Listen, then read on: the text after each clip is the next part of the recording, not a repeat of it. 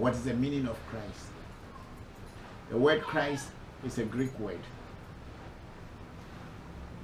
And the real word is Christus. And what is Christus? That one which is enlightened, the one whose mind and brain and intuition become active, who is enlightened. So when Jesus of Nazareth, when he was born, nobody born him Christ. He was never called Christ. He was called Emmanuel. He was only called Emmanuel. Even the place where people start calling him Jesus, I cannot really know, but I know from the very beginning he was called Emmanuel. That was a name that the parents gave him. And the Emmanuel has a meaning that God is with us. Just like in Ewe, when we say Mauli, means there is God in our language. So Emmanuel became Jesus. And Emmanuel, the sound is not good, eh?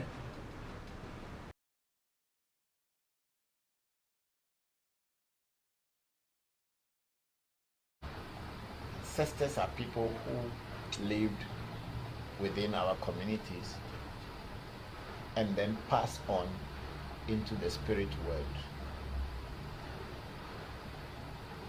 We in African traditional spirituality, and especially Ewe vodu, we call these people who pass on into the spirit world as ancestors.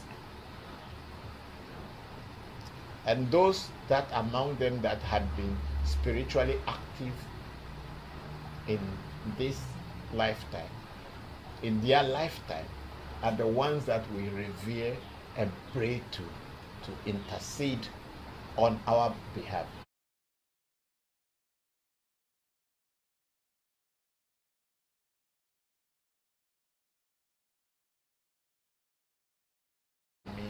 To ask for water or ask for money to buy water, I should give money to such a person, especially if the person is somebody I don't know. Just come and ask you. That experience we had in our shrine. Sometimes somebody will be knocking the gate, and when you open it, it's a mad person, and then person said it needs water, so we go and fetch water for the person to drink. And once they drink the water finish, they go. There was one situation also, there's a woman who dressed in black as if she was mourning. She came in here, they were cooking fresh granules. She came in without anything. She went and opened the pot. She said they should fetch some for her.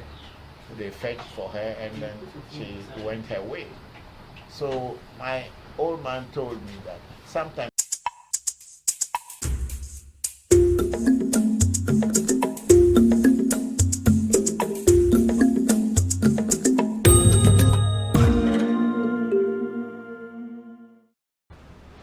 what is the meaning of Christ?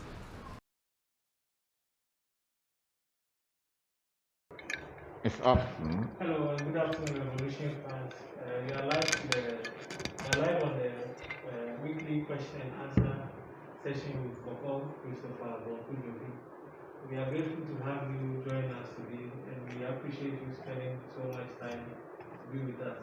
Please don't forget to prepare your questions, and also tell a friend that the Revolution Live question and answer session is live, so they should also join. You can share the live stream link so that they can watch us and then also benefit from the question and answer session. We'll take a few words from Bokor Christopher Voncujovi before we begin the main program. Please don't forget to share so that other people also join.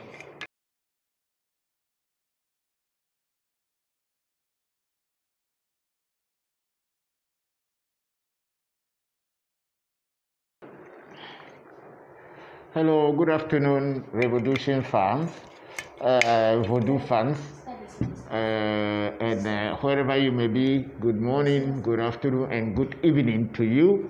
We are once again here, just as our moderator Said had already spoken.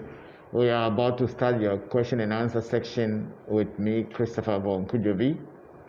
Before we go, a lot of times people, most of these days, people are still asking how to pour libation, and I have been directing them back to our past videos. But if those people have been asking about how to pour libation are around, I will want them to watch me. I'm going to pour libation to the ancestors and to the vodus once again this afternoon. Oh, ago mauga sogoli samadrago. Mauga kiti kata amadrago. Mauga ese joto amejoto. Ese na no ame, ese tie no ame. O me na mebi, doku no mebi. O me na mebi mebi. Doku no mebi anu o me na mebi ogbe ose nye popolipo meyo. Meyo sheme handful of shoko semi for a show bete dogo ya braxas.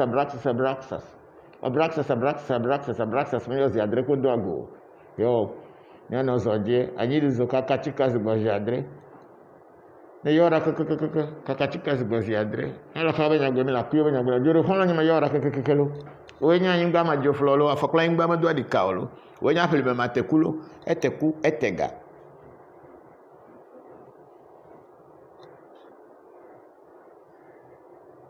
O mayo wakain becho wakain ngole wakain java wakain busu wakain trovo wakain menyo wakain dufi wakain mami wataba kage wakain peli pa bi megba haja do la ko pleba do dufi to abaso to dojo mayo minuda o gba o bo wa o ka kwa o pe mi o zango mayo mi ple bi ora keke yora keke wo jo pata jo maku afoke me vole monyo chi me vole fudo megbere o kokolo ku atole fofo me jogbo nyo hebe jogbo nyo me to ayo mojo to anu kwara kple be nyi le pe megbo to ba jo to zo kple bu mo no to fere ka jo pata be ele afi jo vo ba jo nyi jo pata be fia jo pata metro me beda molo avi fagbe ri edina jopata na fi mi ajolo jopata ta fe me yo amesi me gbo jire to togbe de nta fa pelu ti zugbolu ajima ogboju kuro dojo alfe nko me valenti fa me ba lojo na pefu ago sapate me yo atigele me yo ogoro bodu me yo keke laafia ye me yo abochi sakraka me chwa ba adogo kotokoli don ko kunu maku agbere no gbere to no le cho front mani fifin ku ambisin kra me yo ko fito jabaku o cho to ko fiche he ko ficho ku o cho he ko fi atra me yo mi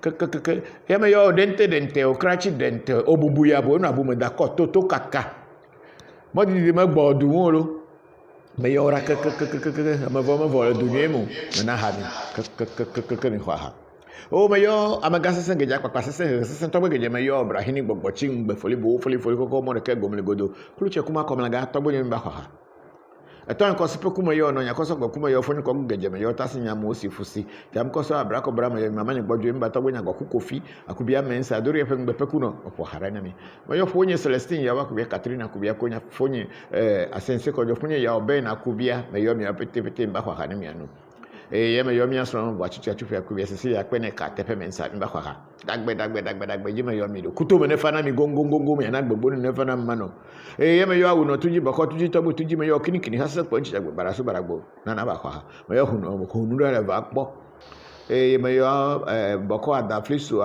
ajoge boko adaflisu agbovi yeme yo ra keke yeme yo afacha ajoge mba kwa ha godo kuto mene fana mi gongo me na gbogbo ne fana manolo nya tepe boko chichi obete le fe mi ba kwa ha mi anu mi na kwira gbe vida gbe sira gbe ne fa nya tepe gbe mi ga Facebook live wo me yo vodu pete program mi ba kwa ha ne mi anu me lo yo le gba jigbo so ba me no mi je me do angoso ngo pla me do ago me yo afana go no afa gbo ma jeso pepe to mo so le me nda pa bidi me yo pali gbe meji eku meji woli meji di meji lo so meji mole meji abla meji akla meji guda meji sa meji ka meji truko meji tula meji le te meji che meji fu meji pali che tula me yo o klebo bi me fu atoba do obuwa me toba de nyane me fu ne di lo ye me yo to gbe afla po sege su wa po nchepe afla po sege suku akpo nchepe ku vito jepo avuje vodu bi jepo plaho pokolo gingimbo ajijo mature jira le metati me yo afla po na me ko afla po venam la so you're not hearing afla po. I can say that because when I started calling him, now I have started calling all his names without even knowing, because he was wanting to be here. So put him there. I don't know. He also want to be here, so let him be here. Now.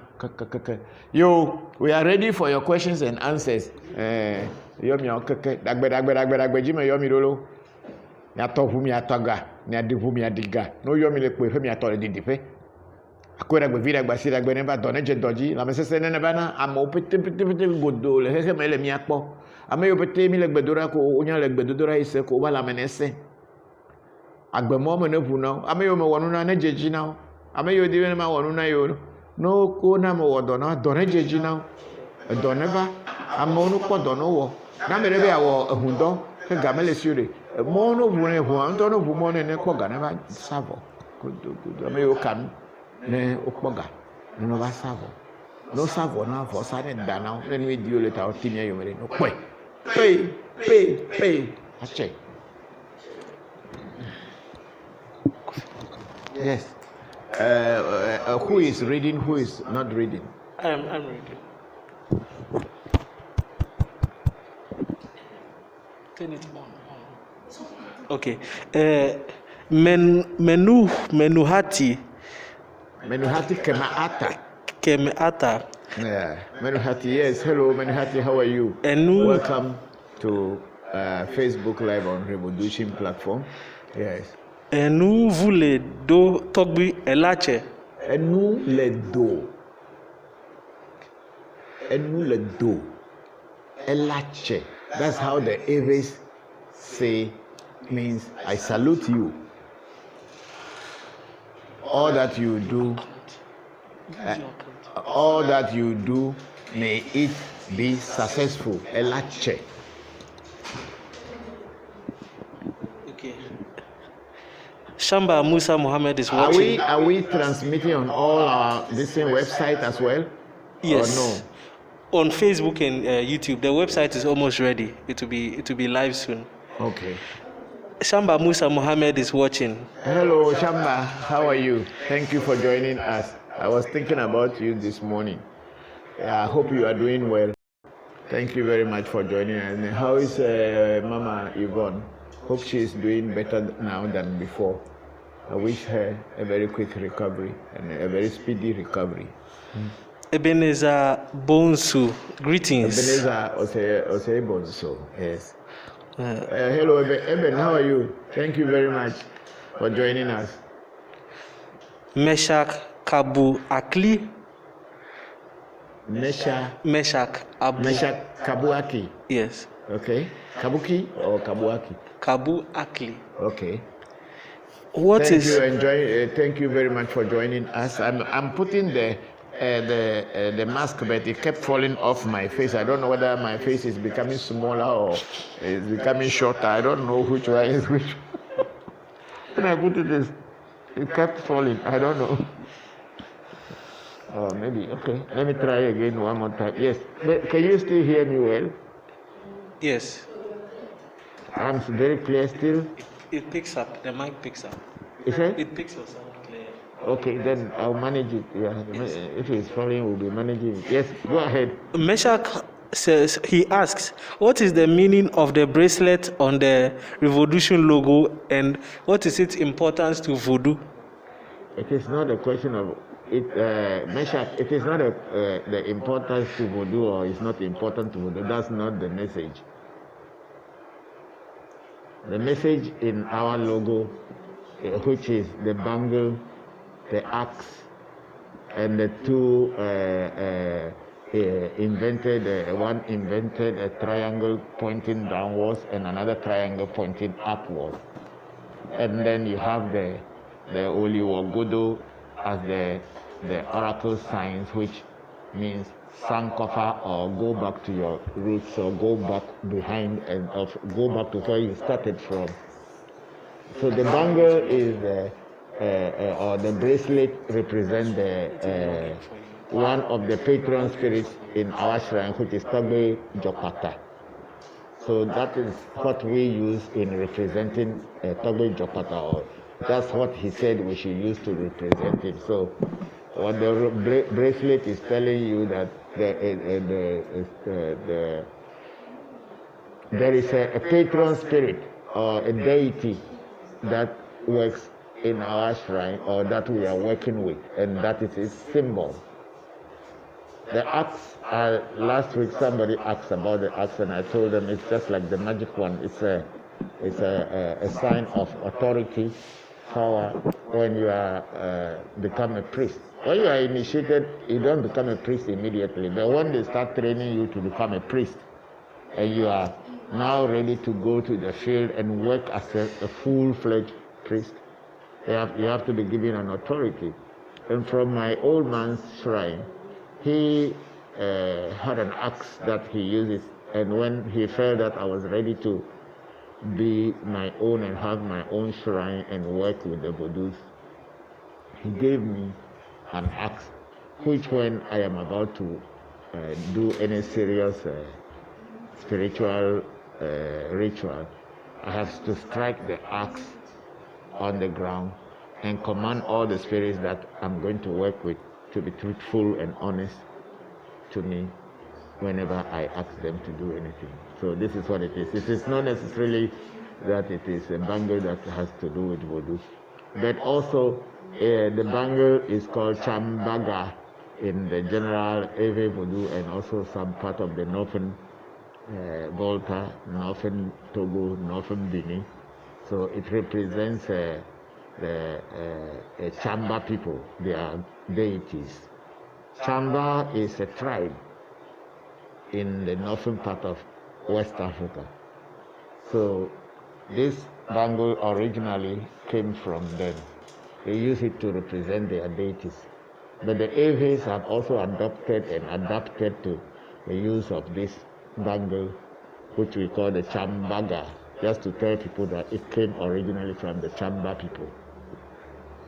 And the Jokata was a spirit from the northern part of Togo.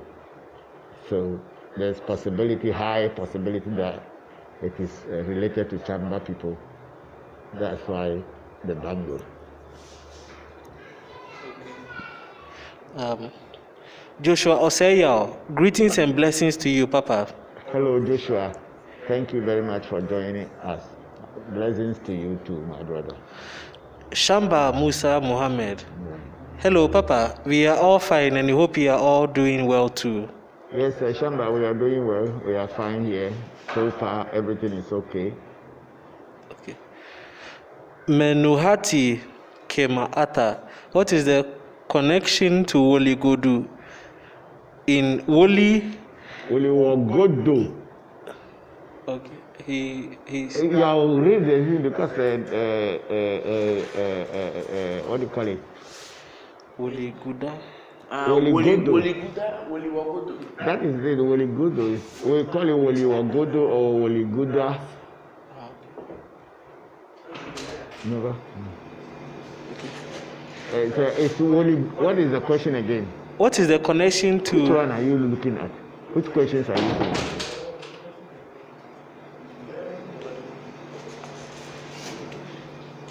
What is the connection to Woli Wogodo in your logo?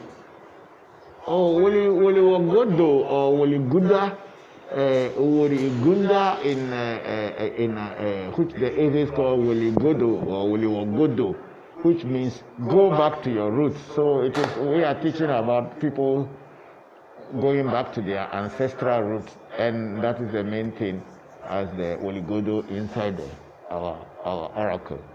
Our logo. We are going back to the roots of our ancestors to learn and get wisdom and knowledge. So far, Raymond, he says, please, I'm not hearing you clear. You see, this bulldog problem that everybody has become bulldog in the country. Every country, we are now bulldog. Yes, okay, Raymond Tofa, I think, can you hear me now? Can everybody hear me well now? Is it very clear, much better? Richard Okanse, good afternoon, Mr. Christopher. Hello, Richard, how are you? Thank you very much for joining us. Yes. Hope you are doing well with your family. Sure, we are. Thank you very much, Akwesi. We are doing very well. Kadi Fisher, greetings, Papa and family. Hello, Kadi. How are you? My greetings to you and your family too. Thank you very much for all the best things you are doing, all the good things that you are doing for us, the total support you are giving to me and the shrine. I'm very grateful in everything. Thank you very much. Neil Lawson, Bokor, please, is there any remedy to prevent your money from vanishing? How can people's money don't vanish? It's not true. If you lost money, you lost money. There is nothing that, there's a lot of funny stories about spirituality, that the spirit will come and steal your money. Spirits don't steal people's money. It's not true. It's a lie. If you don't know where to place your money, or you chop your money and you don't find it, or somebody steal it, it's a different thing. But don't ever blame spirits that spirits come and steal your money, or they are stealing your money. They don't. Why should they steal money? To take it away. Okay. Tofa Raymond says, good afternoon, watching you live from Western Togoland. Okay, thank you. Akpekaka Tofa, thank you for joining us, Raymond. Yeah. Kadi Fisher, Papa, can you explain soulmates, twin flames, and karmic relationships? Soulmates, twin flames, and karmic relationships. Okay, if I can understand the question very well, Kadi. You are trying to find, because sometimes people say that you meet people and then the two of you connect.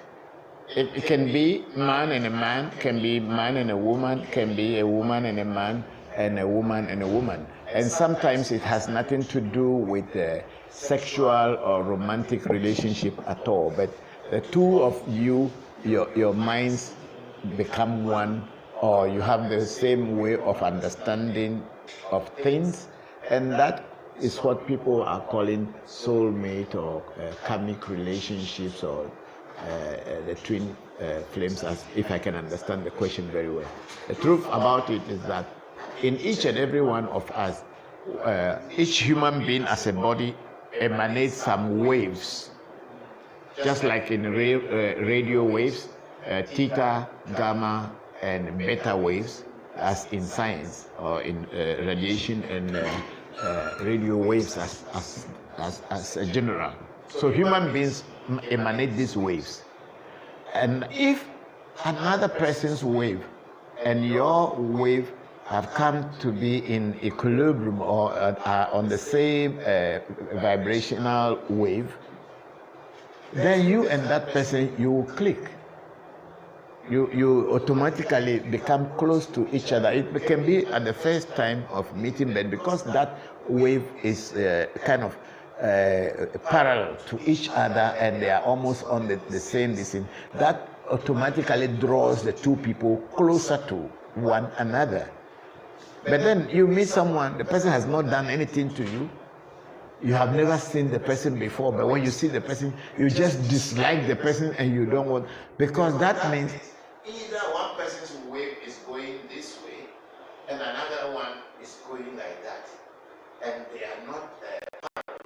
So because they don't have a parallel equilibrium or wavelength of vibrating, they don't like each other. So when you meet people that automatically you are attracted towards them, or you feel that you have known them before, or somehow you just feel that this person is a good person, because your sensor, which is within you, is your inner self is the sensor of the environment into which you are born into. And it is that one which is going to judge, is the one that has got all of the records of the past, present, and the future. So whenever a person meets another person, and these two things happen, either you dislike the person or you like the person. Sometimes you may even feel as if you have known the person before. This is all a record. It could also be because of a past life that you people might have met in a past life, which we cannot tell. I'm not talking about this present lifetime. But there are ways that the vibrations become parallel, and then you and that person, you become friendly. Even you can have your own child, give birth to your own child, but your vibrations will not be parallel, and then you are always at loggerhead. You fight each other.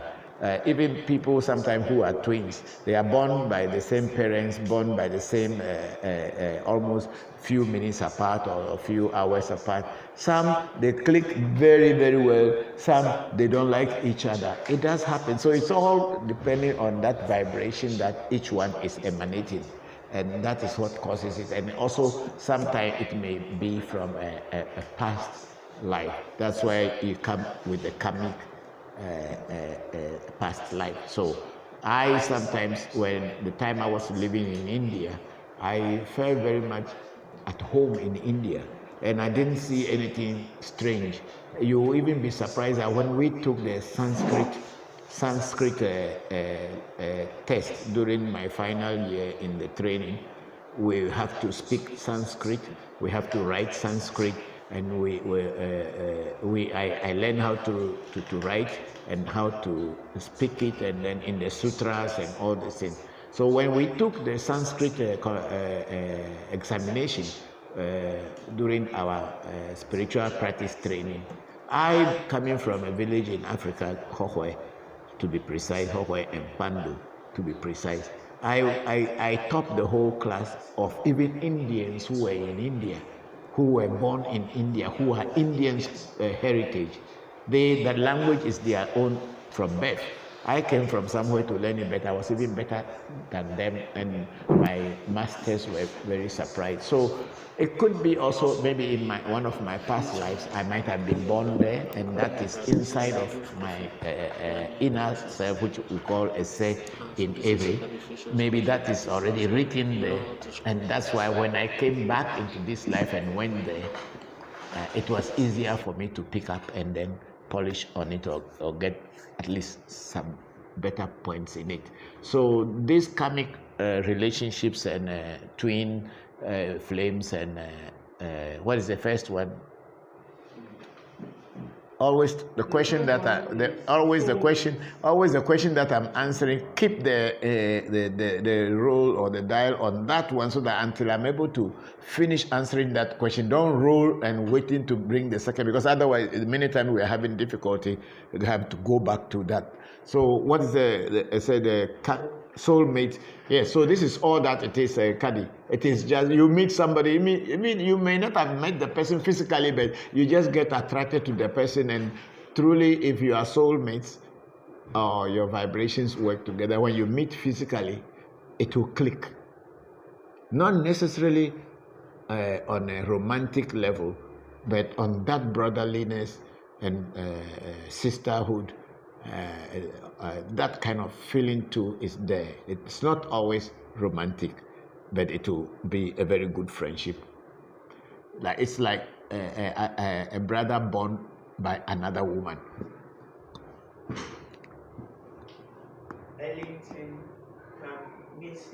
Ellington, yes. Bakumo, he says he's watching from Nigeria. Hello, Tamise, how are you? Long time, Ellington. Yeah. I've been watching your postings, and I love them. You're doing well. May the ancestors and the gods of the Ijol land and all the things help you to get and put your people together. Thank you very much for joining us this afternoon. Shamba Musa Muhammad also joined. Hello, Shamba. Yes, I joined Menuhati Kemata.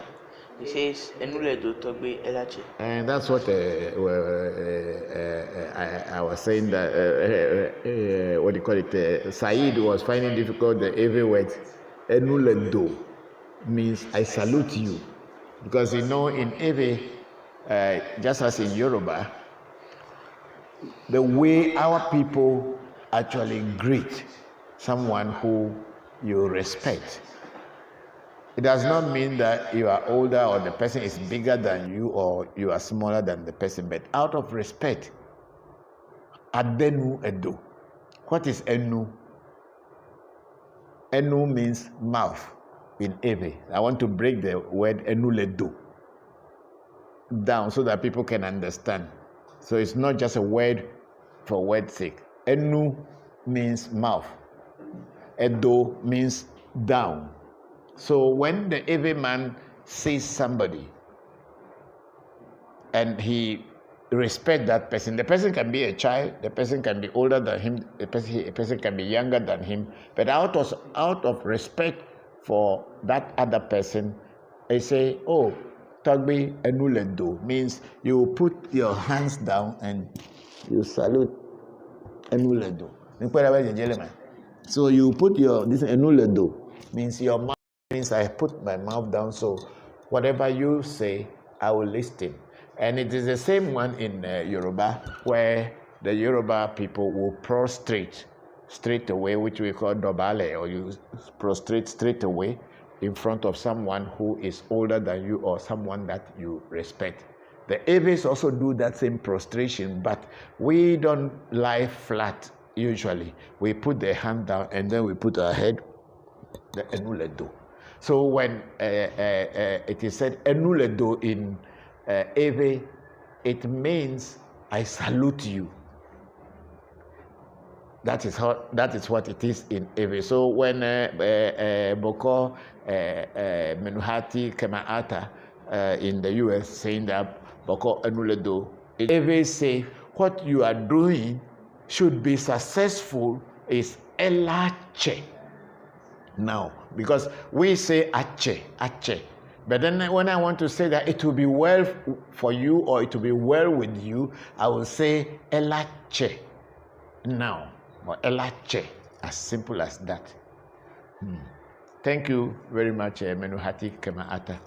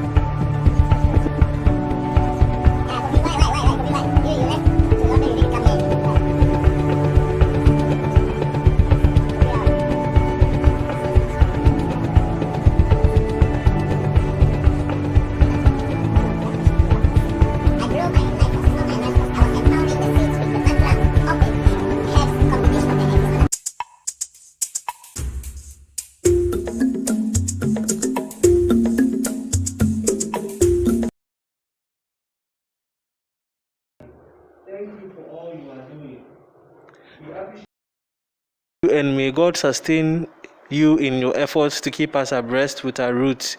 We are grateful for you all, for all the support that you are giving to us. Your presence each time that we sit down here to talk about our roots, our ancestral roots, our Ave roots, our Yoruba roots, or our African roots, and you all join us. We are all very grateful to you for spending the time with us and asking us questions that other people will also benefit from. I am very grateful and thankful to all of you for your continued support and contributions. Thank you very much, Danilo. Yes. Bokor Christopher Voncujovi. Yes, Menuhati. If you don't mind sharing, can you share any of the stories you have on Wodu as it relates to the message you were sharing about returning to our roots? Honestly speaking, I don't have so many stories I don't remember so many stories in Woliwogodo. But usually what happened is that there is a story in Afa that the spider wanted to get all the knowledge in the world, that he alone should be the person who is knowledgeable. So any knowledgeable person in the world, he alone should be the person who knows everything, the only wise person. So if anybody needs anything, they should come to him before he will tell them what to do. So the spider kept going around and collecting knowledge from everywhere, and he had a god, like a calabash with this thing, and then when he get the knowledge, then he put it inside, then he lock it, then he put it on his neck. So he gathered almost all the knowledge that he could, and he thought he has gotten everything. He wanted to climb a tree and go to the top of the tree so that you go and hide the god with the knowledge and wisdom over there, so that anyone who wants it will have to pass through him, and he will go and open that thing and then pick the knowledge or wisdom from the god and then sell it to you and collect money before he give you. So when he took the god, he put it on his the calabash god. He put it on his chest, and then he wanted to climb the tree. But when he is climbing, because the calabash was the god was in this thing, what do you call it, on his chest. Remember the kayak of the office, so I can explain what I'm. So the thing was in his on his chest. So to climb with it, he could not climb. Then there was this pigeon or dove, which is in the forest with the. There's a kind of a dove which has a black ring around its neck. It's natural. We call it Papa Goke. It has the Eva is called a dove akpakpa. So it has this ring. It's a black one with a ring around the neck. So that dove was telling this is what I was calling the god. This is like this kind of calabash. So he was hanging it on his chest and trying to climb. It's impossible. That then this akpakpa was watching him trying, and he could not climb. So the akpakpa, the pigeon, told was making a sound. Throw the godo, turn it to your back. Try to put it at your back, then you can climb. Put it at your back. Then first the spider was not understanding, and he was just trying. And Akpakpa was saying, "Try the godo," means turn back, put it back behind you, turn behind you.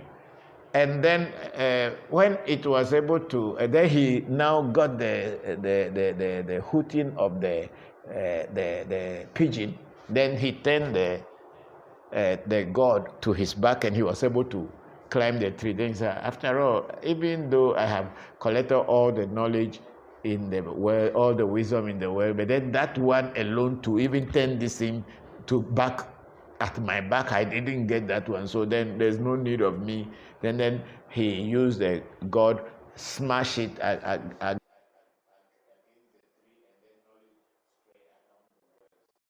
Godo in every story, which is in Yoruba, in Wori Gunda.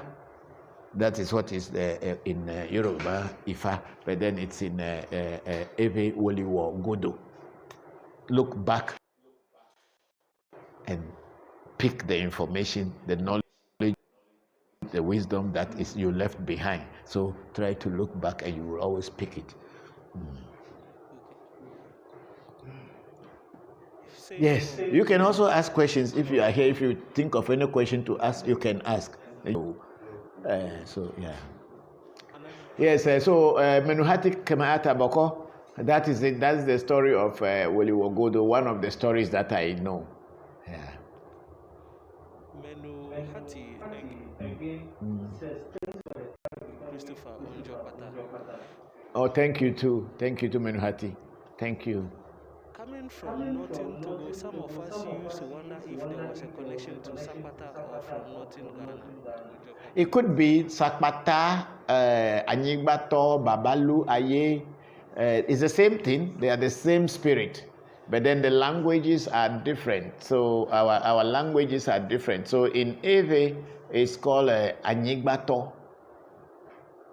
And then in Yoruba, it's called Babalu Aye, which also means the father of the land. Aye means the world, and Baba means father. So Babalu Aye, the owner of the earth or the owner of the land, which is in Yoruba.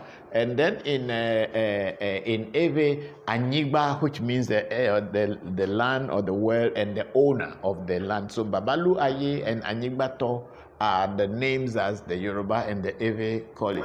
Then the word Sakpata, honestly speaking, whether the word originally Sakpata is Ewe word or it is a borrowed word from where the vodu came from, I cannot really tell. But if they translate directly Sakpata, everybody will tell you Anyigbato in Ewe. And then in Yoruba, they will tell you Babalu Aye. That's the same God or the same deity. But then the Sakata may be from the northern part of Togo, Benin, and then maybe Cote d'Ivoire or Nigeria, somewhere, I don't know. But then the Eves also call it Sakpata. Some people will call it Sakpate, whichever it is the same spirit, and I think the rituals are almost the same everywhere. Bokor. Yes. Bokor, please, how do I use the name Nilosin, we don't teach herbs on Facebook and tell you that go and use it. If you want to learn knowledge, come and buy it. Knowledge is not free. People buy it. If you are interested in knowing how to use these herbs to your own benefit and to your own advantage for yourself, and come and learn how to use it. I don't teach you how to use it. You know how many years I traveled the world to get knowledge. And why do you think I should just tell you how to use it on the Facebook? I wouldn't do that. Good afternoon. Watching you live from Western Togoland. Thank you, thank you for joining us. So back now. Good morning, Papa. Nalo Bokna. Yes, Nalo, how are you? Thank you very much for joining us this afternoon here in Ghana. Watching from United States of America. Yes. Thank you. Christian Drowsy, greetings from London. Hello, Christian. How are you? Thank you for joining us, and I'm thankful for all your support, everybody's support for keeping us going. It's because of the support everybody's support for keeping us going. It's because of the support that you are all giving us by joining us every Sunday that makes it easier and makes us committed to find every way, even though sometimes it's difficult to get you through the network or getting things done. But because we know you are out there and you would want to learn and also know something, we also do our best from here to try to bring this knowledge of our ancestors, of our fathers, the gods of our fathers, to you, so that we can all get back to our roots and begin to understand that we are black people and we cannot be ashamed of our. Chris Thomas. Yes, how are you? He's watching from San Diego, California. He says Thank you very much for joining us, Chris Thomas. Thank you very much. many blessings. Blessings to you all too. I'm very grateful. Fredua Amankwa. Father, good afternoon. Hello, Fredua. Hello, Fredua. How are you? I saw your this thing last time, so still your package has not yet arrived. I'm sorry that it took so long. This COVID-19 or coronavirus or whatever virus they call it, it has really disturbed the whole world. But for our own sake, put a restriction in place so that we can be alive. Because it's only dead living people who worship God. Dead people do not worship God. So when the governments and the health sectors of every country is trying to puts rules and regulations for us to be alive, it is good. Even though it is tough, but it is good. Let's just pray that the time will heal all the wounds. The voodoo bees, can they also produce honey? He said, He's asking the voodoo bee. Can they produce? yes, of course. The voodoo bee. The voodoo bee, yes, of course. They produce honey because all bees they eat honey. They produce honey. Why not? Even to make them, you have to give them. So you have to make some honey and put inside before the. Yes, of course they produce honey. And what are their main mission? As a Bokor, can voodoo talk to you without consulting them? Bokor, can voodoo talk to you without consulting them? Watching from Bologna, Italy. Who is asking? Fredua. Fredua. Voodoo can talk to you if you have a voodoo with you, and if the voodoo wants to tell you something, the voodoo can alert you. After all, that is what it's supposed to be. That is his work, to tell you what you are not seeing or you are not knowing. Yesterday, I went to the convenience store at the filling station. I was there, and because these days we are all wearing masks, so you can see somebody, but you are not sure whether it's the person. And if the person doesn't call you, and if you don't take time and you go and touch the person and call the name, and the person remove the mask and it's not the person, they give you one slap, you understand. And then I saw this lady that I knew a long time ago, but then I wasn't sure whether she was the one I was seeing. Then Abochi came and told me, I saw the back of the woman, but then Abochi just came and told me that's that woman. Because the woman, she owes me about, she owes me about roughly $2,000. $2,000 plus now, if we calculate it now. About 10,000. 7,000 at the olden days. 10,000 cities. Yes, about 10,000, 100 million. Yes, about 2,000, let's say about $2,000 now. So, Abochi told me that's her. But then she also was trying to hide her face from me, and she was busy buying something. So me, I only bought something for my little girl. So I was just waiting, and then she knew that I saw her. She, even though she covered her face, then later she came and then she greeted me, and so she will give me a call. I said, okay. And I'm talking about, she owed me about 4 years now, 4 or 5 years.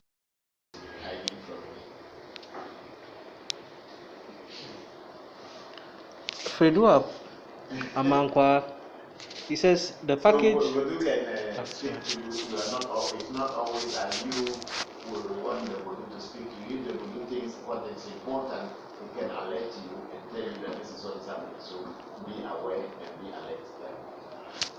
He says the package. Yeah, Fredua say what? Maria Maya, greetings from Ohio, US.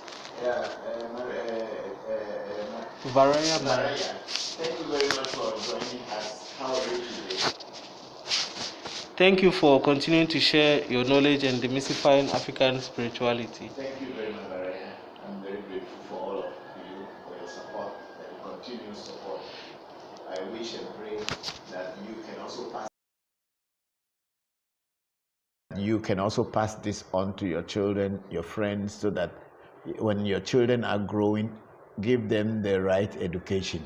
Then they will not grow losing what their parents or their elders have lost due to colonization and indoctrination by telling us that we are black and we are devils. Because as I always say, when you look into heaven, there is no black man. All the angels are white. All the saints are white. All the gods or the idols that were created in Christendom or in Christianity, all were white. Mary Magdalene, everybody was white. So where was our people?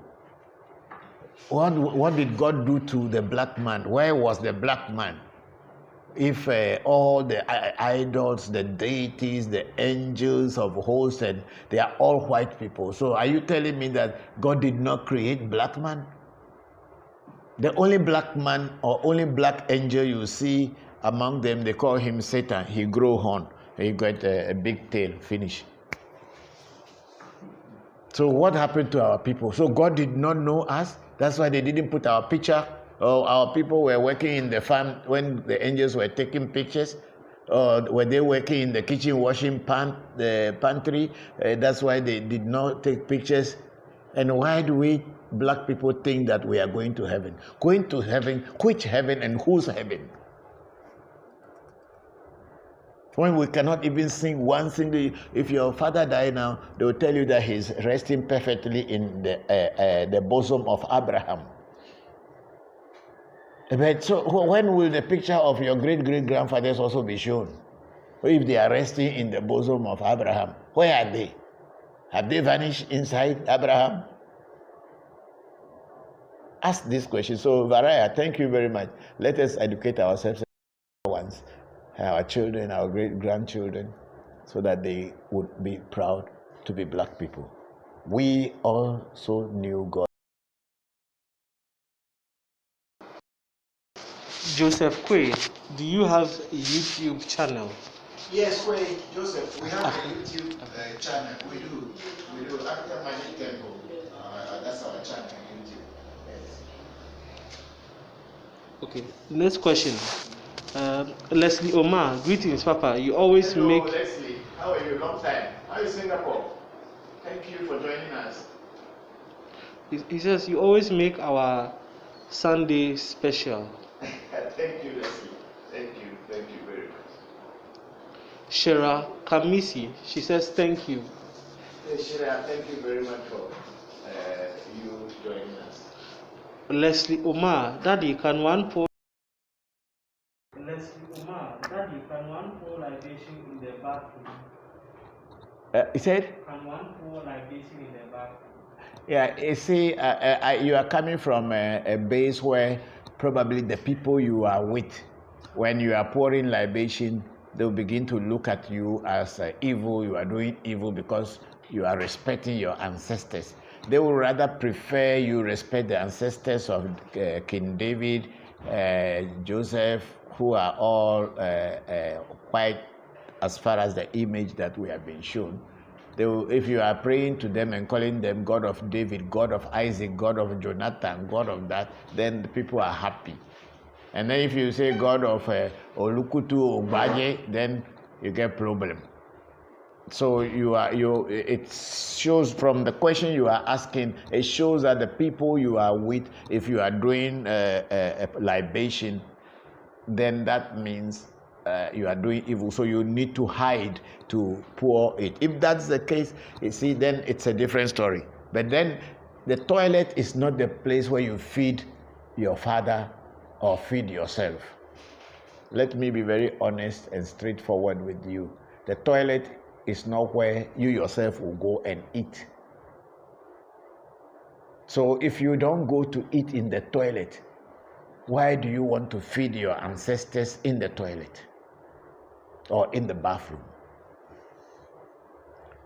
But then, if you are doing it because you are constrained, you are restricted in a way that you want to do it but you cannot do it, it's just like you are hungry and there's a food, but if you are eating it and everybody will see you and they will say, hey, you are eating our food, and you steal that food and hide in the bathroom and quickly put it in your mouth and eat, that's fine. That means you are eating in the bathroom, but it's for a condition or the situation in which you are is what brought that thing, and it will be understood even in the spiritual world that it is because you are under that restriction. That's why you are eating in the bathroom or eating in the toilet. So if it is that kind of restriction which is prompting you to ask this question, then it is fine. But if you are just doing it out of shame because you don't want people to see that you are proud to feed your ancestors, then it is not right. Thank you.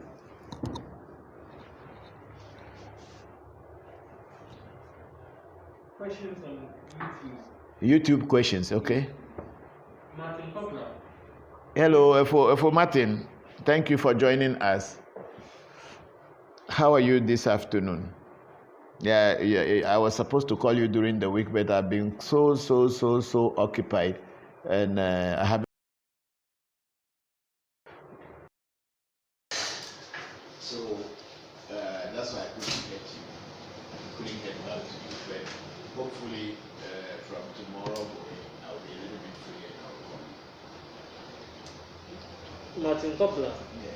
kindly let me know the ever voodoo equivalent of Lord Ganesh, Lord Shiva, and Lady Lakshmi. Lord Shiva and Lady Lakshmi in the Indian voodoo. Okay, for Martin, you see, it is not every voodoo that is in India that has a direct equivalency with our Ewe voodoos. The voodoo that the Ewes will use to represent Lakshmi, which is some people call it Frida in Greek mythology, is called Frida. And then I think in Arabic it's called Jasmine. In Arab, this is called Jasmine. And then in our Ewe tradition here, okay, in our Ewe tradition here, we will call it this thing. What do you call it? We will call it Ablo. But then Ablo has so many branches. Ablosu, Ablono, the one that brings wealth. And in Yoruba, it can be either Yemaya or Olokun, whichever of those things could be related to Lakshmi or of Hinduism. So, but we don't have any directly because the attributes of Lakshmi, which is the one that gives wealth and fertility and vegetation, green color, that is Lakshmi. So when you go into Greek mythology, you will find Frida. Frida being the one that brings this in. And then in my shrine, the voodoo that represents Lakshmi is Allah Jadu. Allah Jadu, it's also a representation of the Frida and that Lakshmi, Jasmine, and the Yemaya line of spirits. And that's what I use in my shrine to represent Lakshmi. And if you are talking about Ganesh, maybe in Ewe voodoo we may not have Ganesh, because Ganesh is a deity with an elephant head. But here in our Ewe voodoo, I don't know which voodoo that has elephant as a symbol. Honestly speaking, in Ewe voodoo, I don't know which of our Ewe voodoos or deities that have gotten elephant head as a symbol. Because if you have any voodoo that has got an elephant as a symbol, then you can say that it is Ganesh or related to Ganesh. Wait, it's not. Question is not finished. And then the last one you were talking about Shiva. Shiva, you say that Shiva, as you see, if you look at Shiva in its real form, Shiva is a black man. And what voodoo is he? Shiva is not a voodoo. Shiva is an entity of a person who has come at one time and who had lived in this world and then taught people from the beginning of time. See, Shiva's presence in this world was about 7,000 to 8,000 years ago, almost 6,000 years before Jesus Christ of Nazareth was born.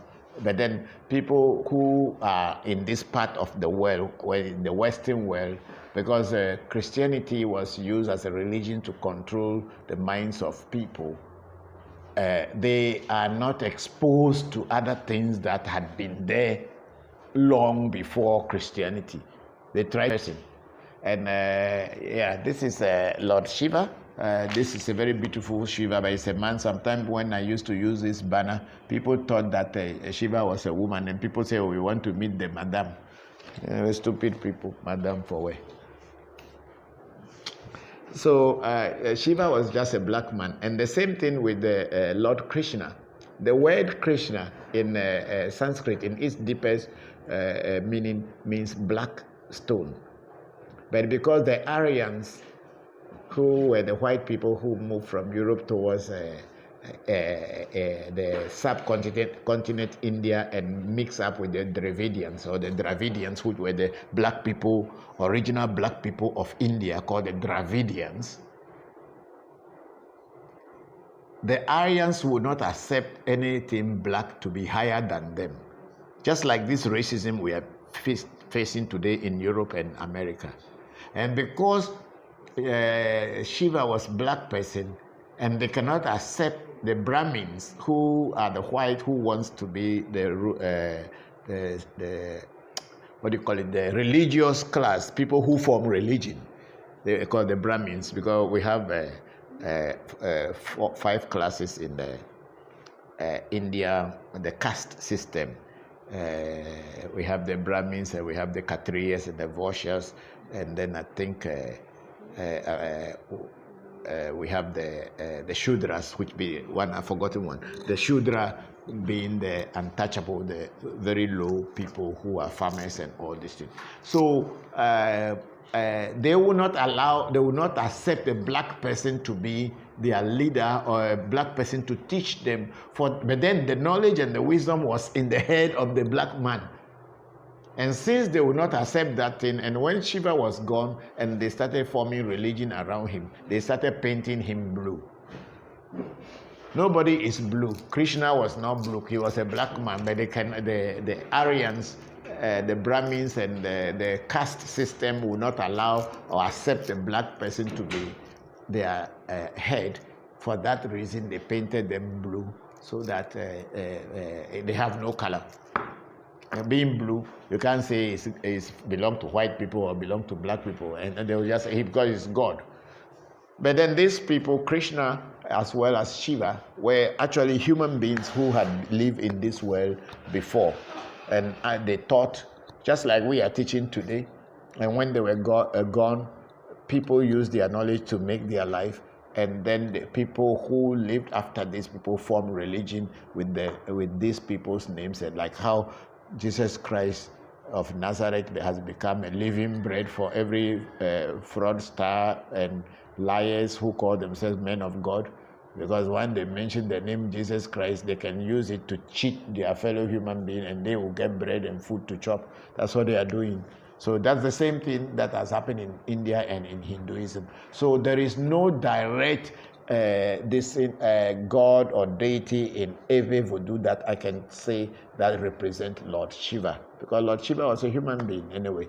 And then maybe if you will use anything at all to do that, we may use Afanagonu, Afa, where Oduduwa and who can say so, Oduduwa can be represented as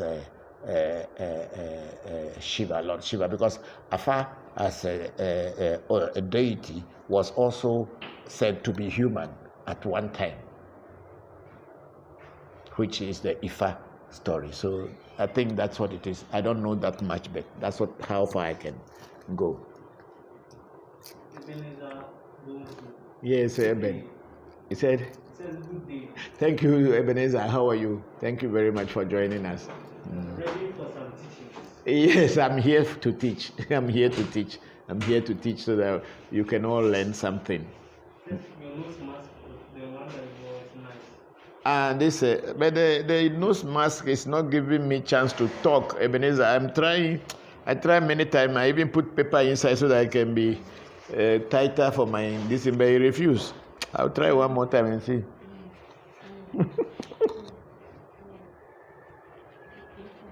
Okay, let's try one more time and see. If it's falling off, I'll remove it.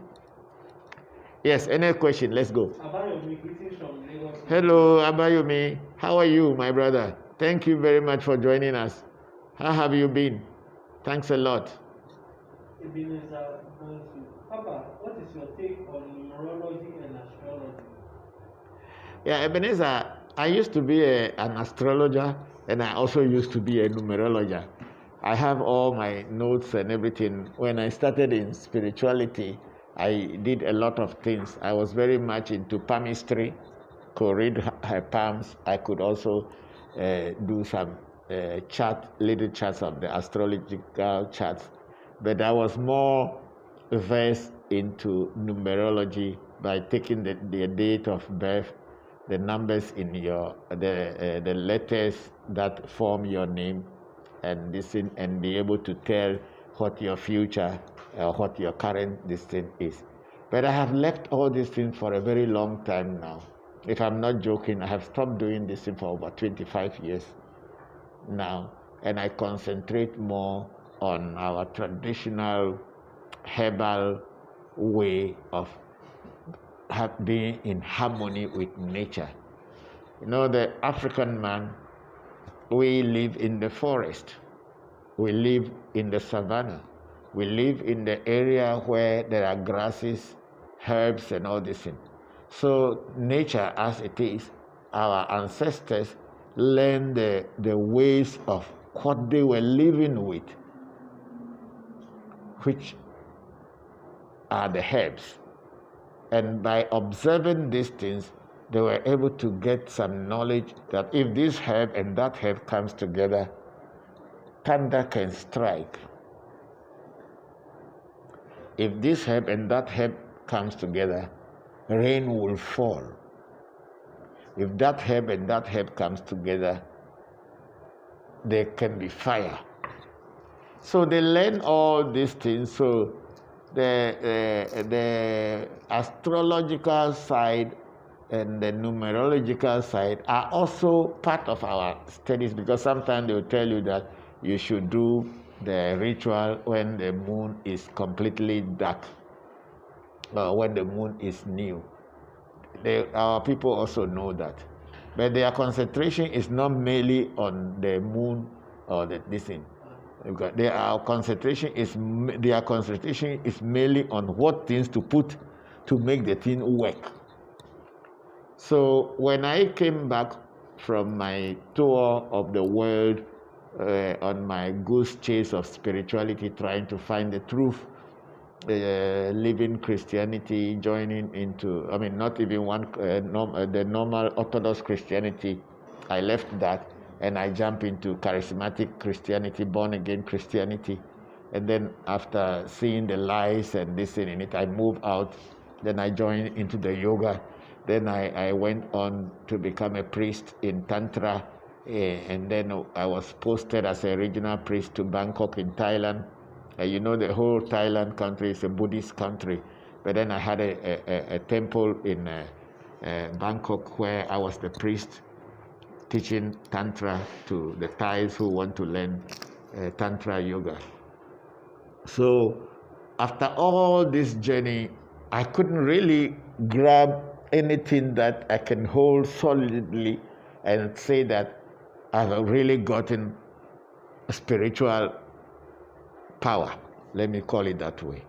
I can cross my leg in a Padmasana, which is the lotus posture, and sit down for 6 hours doing meditation. I can do all the asana, the exercise, all the yogic asanas, put my legs behind me, the headstand, just mention them, all those things. But then for me, as a person, I was just deceiving myself, because there was nothing really you always just believing that it will happen one day. But when I came back home, when my old man, that time he was still alive, and he started teaching me a lot of things about this thing, and when I practice those things, I see practical results. I don't need to stress myself. All that I need to do is to relax and practice and do the rituals that follow. And I could see practicality in what I was doing, and then real results coming out. That's why I dropped this numerology, astrology, and all plenty things. And I concentrate on voodoo, which one thing is from my people. I can understand the language, I can understand the words that I use, and I can even break the words down to their root level and putting them together. So it doesn't make it difficult for me. But then when I was learning Sanskrit, I have to take the Sanskrit into English. I have to bring the Sanskrit back into English. And from English, then I will bring it back into my language. Before I break it down, then I go back to understand it. It loses some value there. So when I started on voodoo, the path of voodoo, it's very easy. The name of the herb, there's a herb they call vodu. And that herb, just by the name vodu, I don't need to ask people what does it mean. The herb is saying that they have planned evil against you, but they cannot succeed. That's the name of the herb. And then I already understand. I don't need to suffer. So I know that this herb, even by its name alone, I know that it has some force or it has some power. I only need to know which one to combine with it so I can achieve what I want. Or the one that they call a Gupaira, which is the Yoruba is Arak Paira or something. It's almost the same in Yoruba too. And a Gupaira, as in Ewe, when that herb, it means it changes positive to negative and negative to positive. So if there's a situation and you want to change it, that herb by the name alone, you know that when you use it, you can change the situation. So I believe in my ancestors' teachings, the way our things are. So for that's why I left palmistry, I left astrology, I left numerology. But I have all the books in my library, in my spiritual room, for the sake that my children, when they grow up, maybe they will have interest or they want to compare notes. Then the books are all there for them to learn. Because here, I don't need to go and make any calculation before Abochi will talk to me.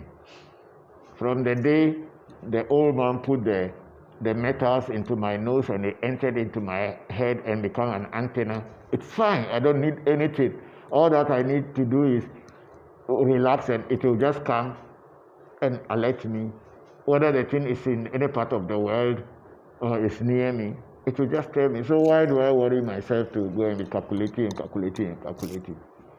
So that's it, Eben. Back to Facebook. Yeah. Pabna Eru Anna, greetings from Ohio. Thank you. Hello, Kabina. How are you? Thank you for joining us. Aye from Togo says greetings. Aye, how are you? Thank you for joining us. Thank you for everything. I love the Afa stories.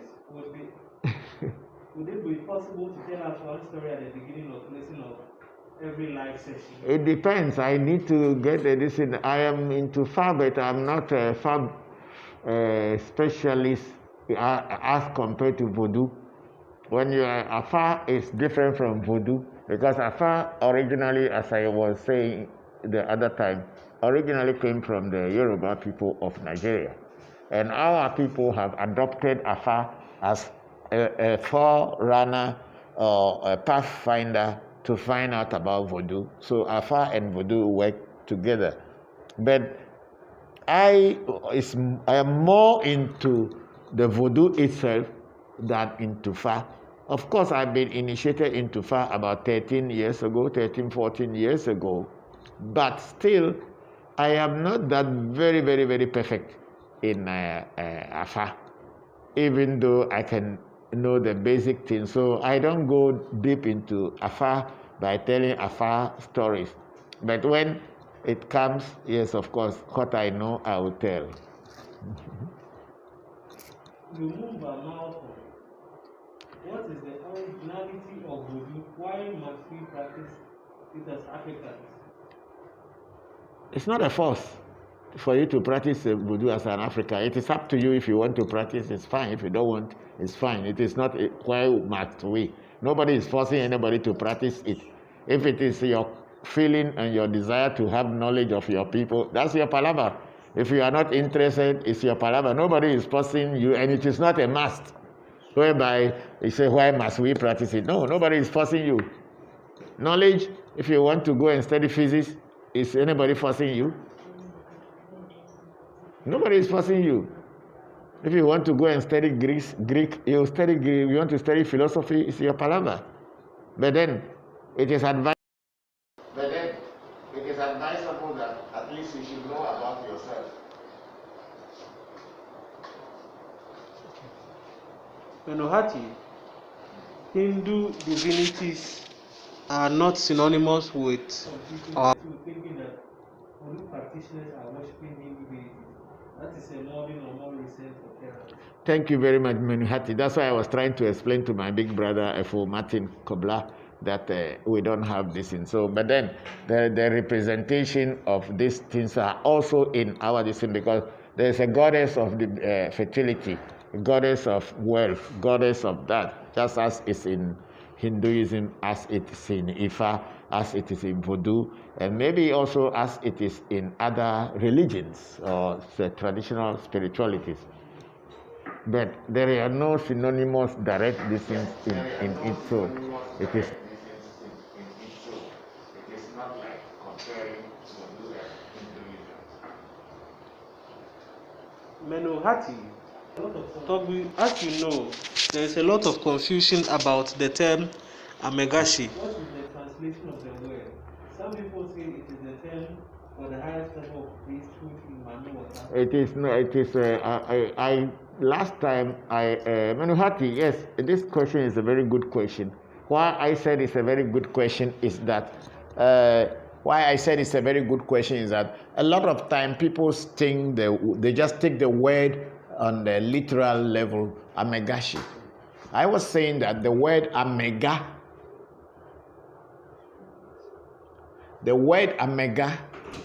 in Ewe, ame means human being. Ame means human being. And ga means big human being. Just like we have hunoga, huno, and then we have hunoga, which in Haitian voodoo they say uga, which I was trying to say that there is nothing called uga in Ewe. In Ewe voodoo there is nothing called uga, but it's huga, hunoga. So the word ga means big, something higher, something greater. So ame is human being. So when they say amega, that means boss, someone who is senior, someone who is superior, someone who is at a higher level than you. So you call that person amega.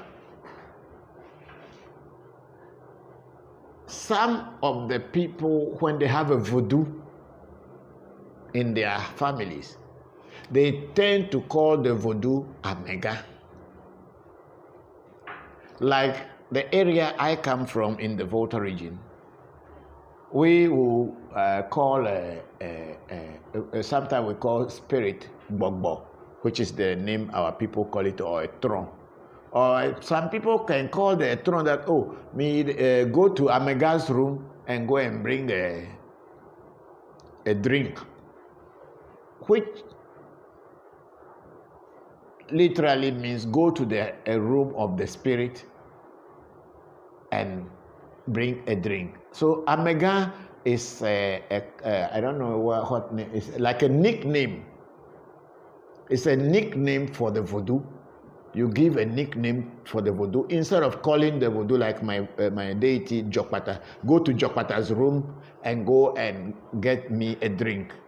But if I want to do it out of respect and I don't want to mention the name of Jokpata, or by saying Togbe Jokpata, I can say go to Amegan's room and give me a drink. And if continuously people continue calling Togbe Jokpata Amega, and the children grow up to understand that that room is called Amega's room, then automatically if you are not careful, the real name of the voodoo will be lost. And everybody will be calling the voodoo Amega. But the voodoo has its own name, but because people started to, I don't know what they call it, pseudo name or a nickname, a name that is just to respect, out of respect, out of respect, you are giving that name. It will become the name of everybody. Just like me, everybody calls me Papa. Okay? Why do people call me Papa? My name is Christopher. But when I gave birth to children, my children started calling me Papa. And my wife calls me Papa. So when people come to look for me, they ask them who you are looking for. They say, we're looking for Christopher. I say, oh, Papa. Then everybody started calling Papa, Papa. And if not because I still try to maintain my name will become Papa. And then even maybe some children, if they ask them, what is your name of your father? They say his name is Papa. I believe Bokor Menuhati, you are following my explanation. So when people come to the house, they say, oh, is Papa in the house? Yes, Papa is in the house. And Papa becomes my name, and everybody calls me Papa. And even everybody on Facebook now calls me Papa. Okay? So this is how this Amega and the voodoo name come about. So the people had been calling one particular voodoo Amega until it got to a point that most people lost the name of the voodoo itself. And a person who is in charge of a voodoo, or a voodoo that they are calling Amega, is automatically called Amega C. Asi in Ewe means wife of. Asi in Ewe means wife. So Amega C becomes wife of the voodoo, that or the deity that is the patron deity of that particular shrine. So if they initiate you into that place, into the voodoo, and they want you to take care of that voodoo, or you came and take the voodoo and get the knowledge, so you go and set up its shrine somewhere in the world or in another community. Because you only know the name of the voodoo as Amega, and you have become the wife of Amega, you will be called Amegashi. This is all. I'm breaking it down from the Ewe point. So a lot of people in the southern part of Volta region, because there where voodoo is very active, compared to the central Eves or the northern Eves, where we are using more of joka. We will use joka. Fite. We don't have too many voodoo, but we get the joka inside our head, and once we say the word, the thing happens. That's how our area is. So in some people's houses, there will be nothing apart from the ancestral stool and the rivers and one big deity for the whole community, which we call a duli or dufeli. That's all. But then the words, people swallow the seeds and the words are inside their head. If they say it now, you can just paralyze immediately without even walking one step. And there are words they will just say, your heart will cease at a moment. It just cease and that's it. There are things that our people, we practice, and that's what our people are very much into. But we don't have small things and giving them drink. But because I travel very far, and the old man also traveled very far, so they have these things we call voodoo, and they begin to pay homage to them, and they use knowledge to teach and to help the community. So the Amegashi thing is just anybody who is having a patron spirit or voodoo or deity, and they are calling it Amega. And whoever is working with that vodu become amegashi. That's why even men are also called amegashi. And until it has even become a family name for some people, it has become amegashi family. This is how the name came about. And most of the time is the people who say they are Mamiwata or Mamiwata followers, and also those people who say they are calling ghost. And those people who are calling ghost, and people who put the curtain and say they call your father's ghost for you to talk, and all those things. They all call themselves amegashi, and they have very serious secret that they don't want people to know about. And of course, I am not interested to know their secret, because I knew what it is, but I'm not interested in knowing.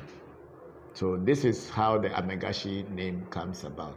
The word amega means a big person, superior, a senior person is amega, a boss.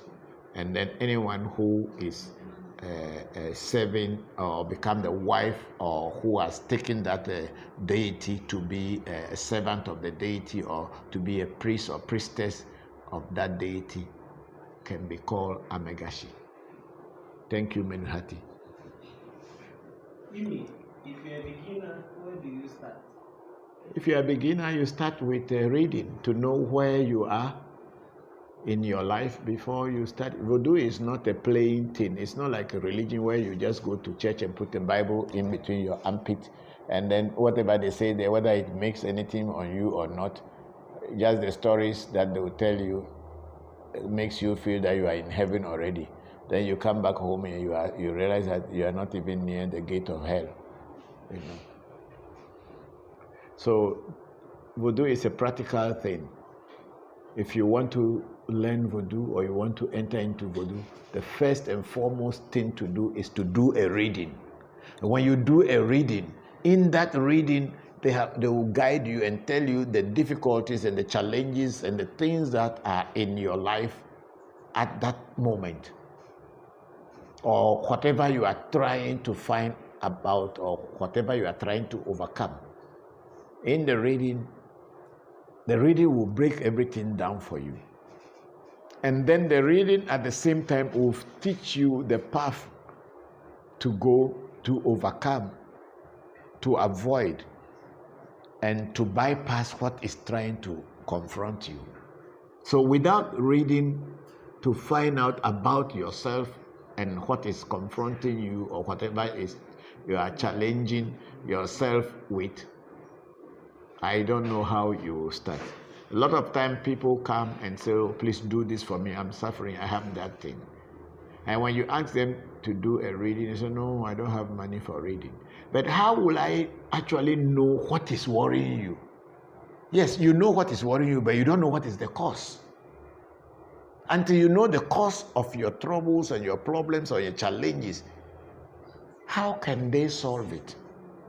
So a reading is to open the cause, or to search for the causes of your challenges. And once those causes are known, that this is the reason why things are not going on well, and this is what you should do to get away from the problem. Once you do it, it's like a mirror, very clean. You start on a clean plate and life becomes better. And sometimes people wonder, so this is all that has been bothering me, and I've been and life becomes better. And sometimes people wonder, so this is all that has been bothering me, and I've been suffering and perambulating for the whole. Yeah. Says, yes, voodoo has everything we need. Yes, Shamba, thank you. Yeah, you know, when you don't have the proper voodoo teacher, and you don't have the person who has the real voodoo, and somebody can come to you, you can go to somebody, and then what do you call it? You say you need a voodoo, and he gives you this chalice. And so it's a voodoo. You go and be praying to him. Money will fill it up, and then you believe it. You take it home, and you'll be praying every day. And for 100 years, no one single penny will not drop inside, because it's not voodoo. But because you just believe that it is, that's why I'm saying that voodoo is not a belief system. It's a practical system. You have to work it and let it work. It's like bicycle. You buy a bicycle and you put it down there. If you don't ride it, how can the bicycle take you from point A to point B? Oh, Joe, I have a bicycle. You have a bicycle, and the bicycle doesn't have paddle. You're not going anywhere. Yes. If the bicycle doesn't have paddle, you're not going anywhere. Yes. If the bicycle doesn't have paddle, you're not going anywhere. It is just as good as a white elephant. Ebenezer Bonsu, love the breakdown, Papa. Thank you, Ebenezer. Thank you. That's why I'm here. I'm here. Are we already over time? 3:18. Eh? 3:18. Oh, let's go. We are not into any time. Yes, because I have to break everything down because people just take the thing on the literal level and they just keep going. And most of the people who are even explaining about Ebe voodoo don't even understand Ebe. And in what way they have not even been around Ebes. But the person like Bokor Christopher, he has interacted with Ebes in Ghana, in Togo, in Benin. So he knows what he is saying. That's why he asks such a question. But people may be thinking that because he is an American, he is not from Africa directly as they know. Maybe he does not know what he's saying. But he knew exactly what he's saying. That's why he asked that question. That's why I said the question is a very beautiful question. Because it is not just anything, I don't know. Amegashi is just a name of Amega's wife. Finish. And even in some places, it does not even has anything to do with voodoo at all. If you go into my area, Hawkwood, Pando area, they can call somebody Amegasron. Amegasron means that's the boss wife. Amegasi. In our language, they will call Amegasi. That is Amegasi. Means that is the wife of the boss. And it has nothing to do with voodoo or any deity or whatsoever.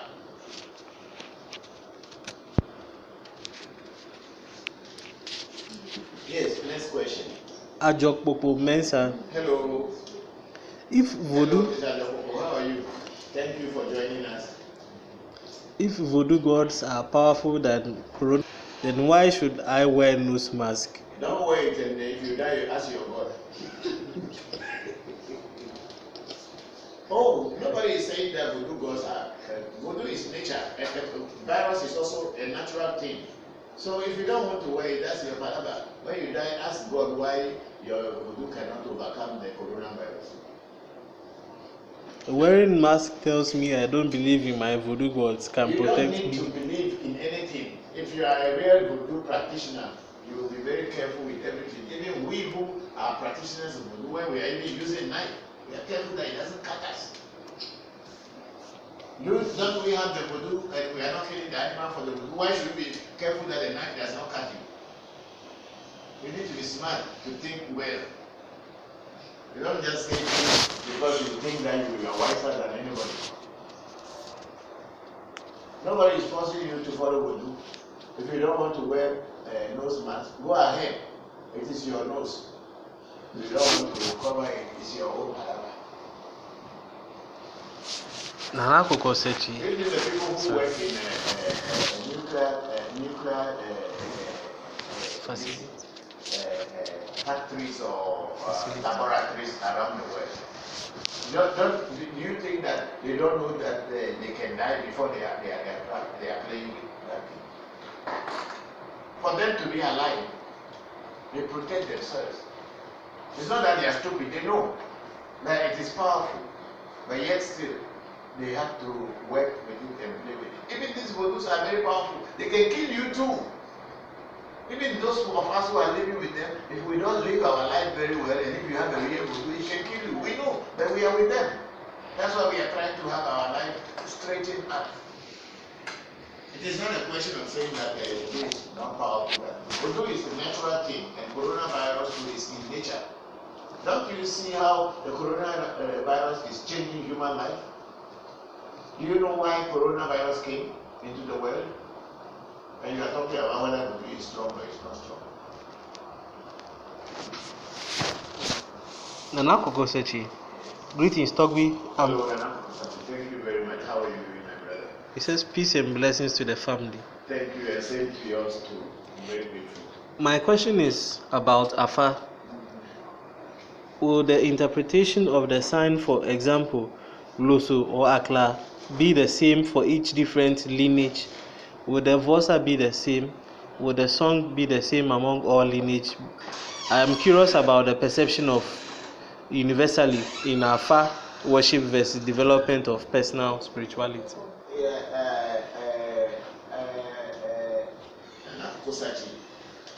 You see, the Afa,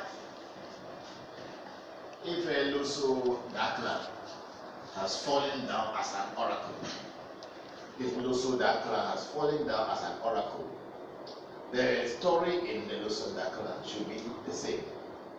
Come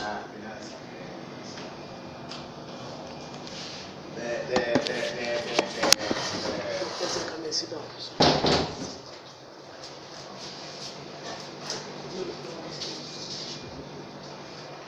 Okay, give me one moment. We have got one of our sisters have just joined us. That's why we are taking our time.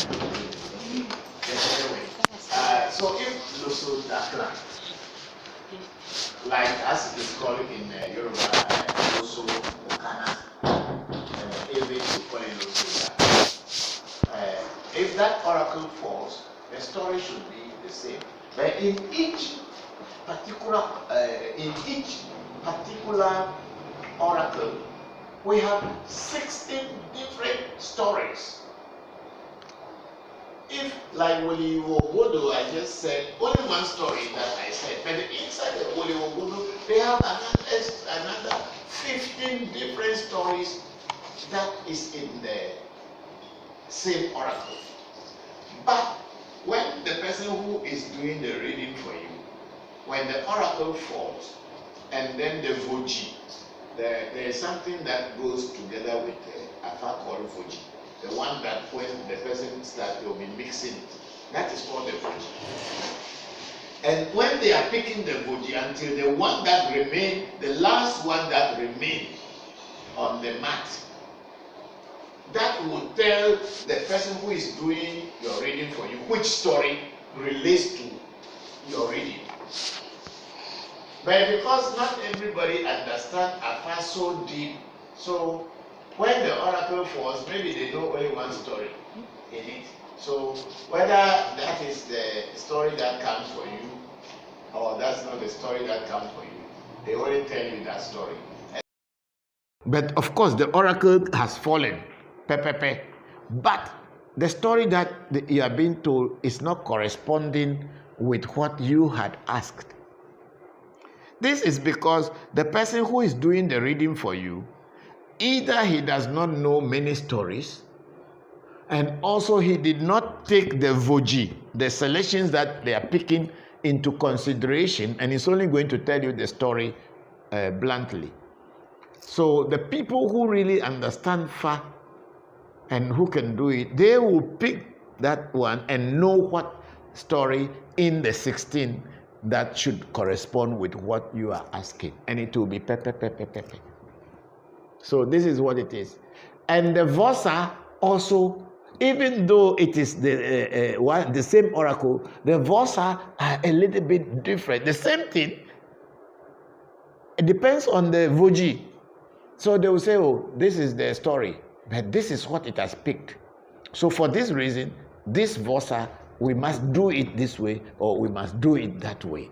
But so each oracle has its Vosa, but there are also the Vosas are a little bit different, but they are all Loso Dakla Vosa inside. And the songs also are different songs. So I hope I made it a little bit clear. So it is also very good to learn from a very good teacher. Learn from a very good Ifa or Afa teacher. You can buy Afa books and read and think that you know all. No. When you meet the real teachers and the people that we call Afashi, when they say Afashi or Afale Ashi Ame, in the sense that when they say like you are talking about Megashi, Afashi also is there. Some people naturally Afa become their wife or their husband naturally. Just after they get initiated, the Afa opens their ears, their mind, and everything. So even before the oracle will fall on the mat, they know what is going to fall already. So these persons are people with the sixth sense already. So it comes like that, and automatically it follows in that line. So there are people who really are Afa le Ashi, or Afa has married in them to the point that their hands are the hands of gold. When they touch anything that they do in Fa, it works because automatically they are priests that were selected by the deity himself. But you won't know until you are initiated. And then, of course, you will only also know when you have a very good teacher to teach you the differences in the vosa, or the differences in the rituals and the sacrifices. There are so many Afa Bokor who, even when the oracles are falling, they will be using the story of another oracle to be talking this oracle. And then they mix it up. So at the end of the day, when they do the ritual, it won't work. This is where the difference is who is a master hand and who is not. Spirituality is real, is practical. But a lot of people think that it's just by reading in book and going to different places and getting plenty initiation and getting certificate, come and put in a room. That is what spirituality is. Very practical, and you must practice, and then through the practice you will come to the realization that what you are doing is real. Through the practice, you will come to the realization that what you are doing is real. Yes, any questions? Nana Kokosachi, Yes. He says he was curious about the perception of universality in Afa worship versus development of personal spirituality. No, the universality of Afa, the perception, which is like, oh, if you are just initiated into Fa, Aboru, Aboye, Aboshishe, all this, then that is it, means you are a Fa priestess. That is not it.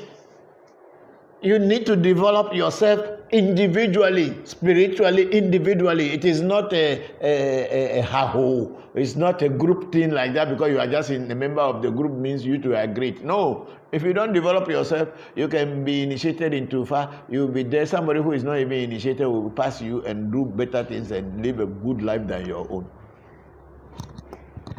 You need to develop your individual spirituality. That's why I'm talking about the teacher. The teacher it matters very, very much because it's the teacher who is going to lead you on that path where you will come to that realization. And then there are many people who have got teachers, and teachers who are scammers, teachers who are liars, teachers who are just there by reading one book and they visit one priest today, tomorrow they set up a shrine. And then they think that because when they came, maybe my student in Cameroon is watching, but I will say this story. But some people were learning from me some time back, and when I wanted to kill a chicken, there are some vodus. I don't use knife to kill a chicken. I don't use knife to kill the chicken for them. Some we will just hold the chicken and then put it beside in front of the voodoo and be praying, and before you know, the chicken dies. Sometimes we put the chicken to lie down on its back and we put the wings, and then we start praying, and before you know, the chicken dies. So they were learning, or they are with me and they were helping me, so they thought that it was just that easy. Few months along the way, they went and the people came to me, but then they told the people, oh, if you go to Papa, it's very expensive. We can do it for you. So they went, and the people said, okay, then come. So they went to the house, they put the chicken down, the voodoo that I gave them, they took the voodoo, and they went, and then they started praying, and the chicken is not dying. They say, chicken, die. Why you don't want to die? Die. So this is, the teacher matters.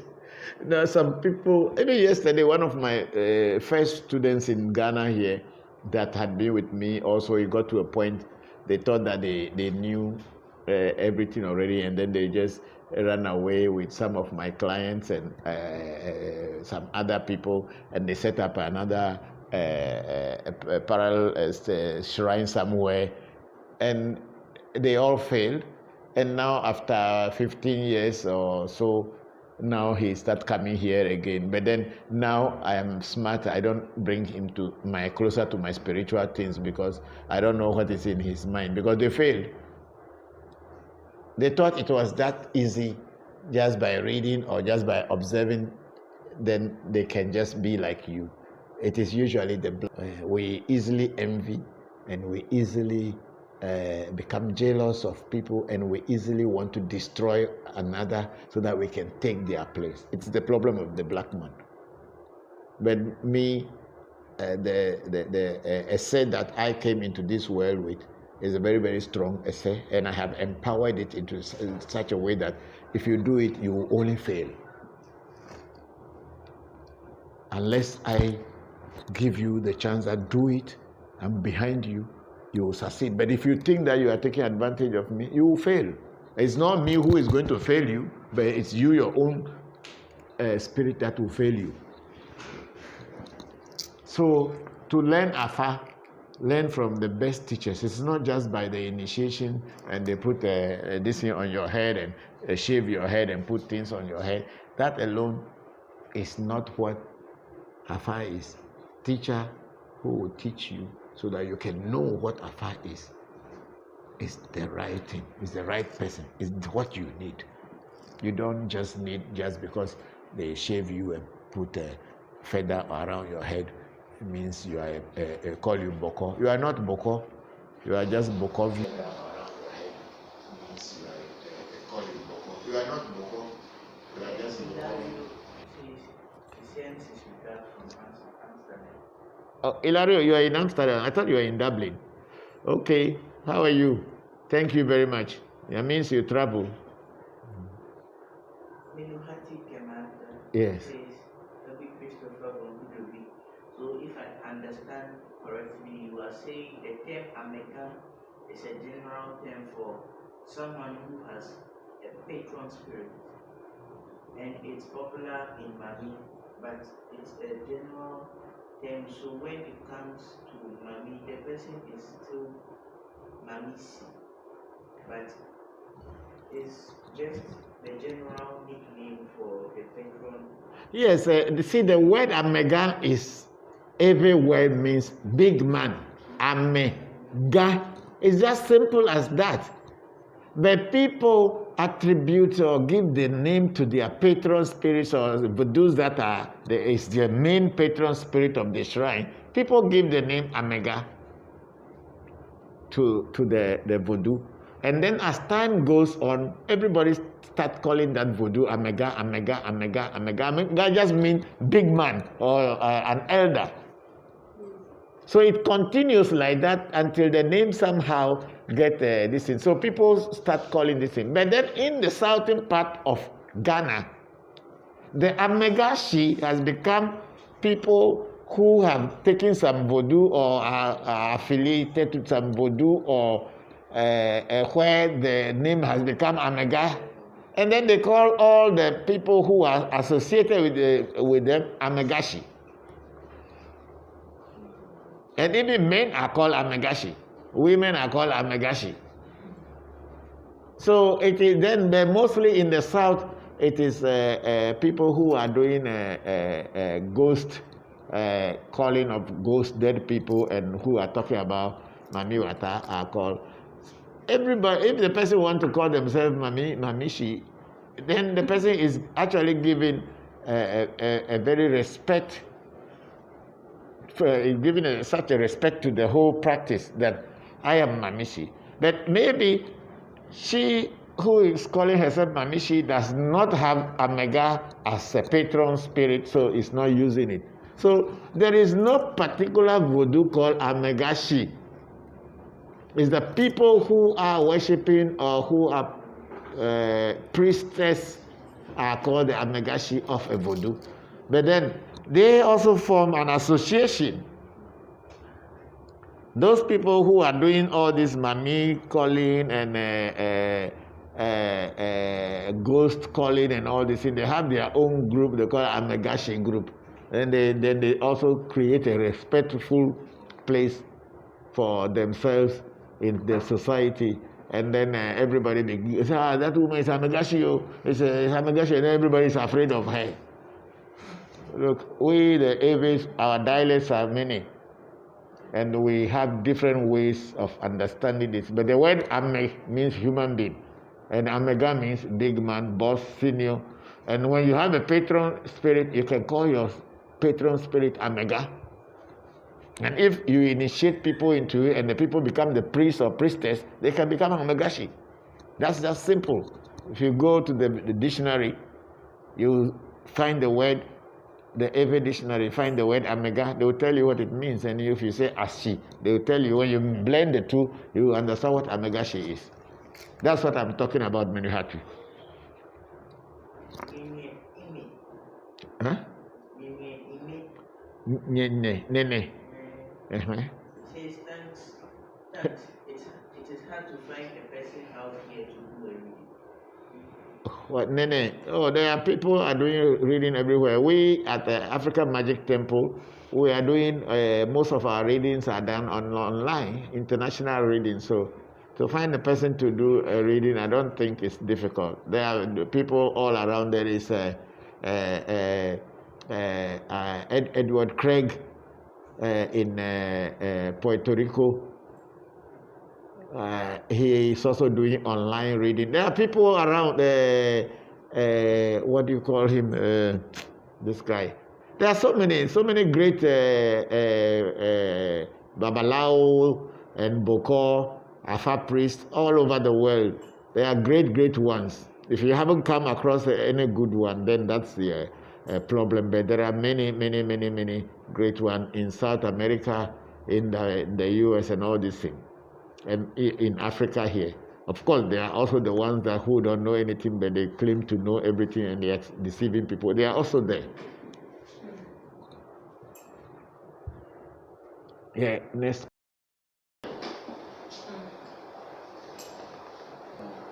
Hey, my brother, how? She's greeting from Bremen. Yes, Eric.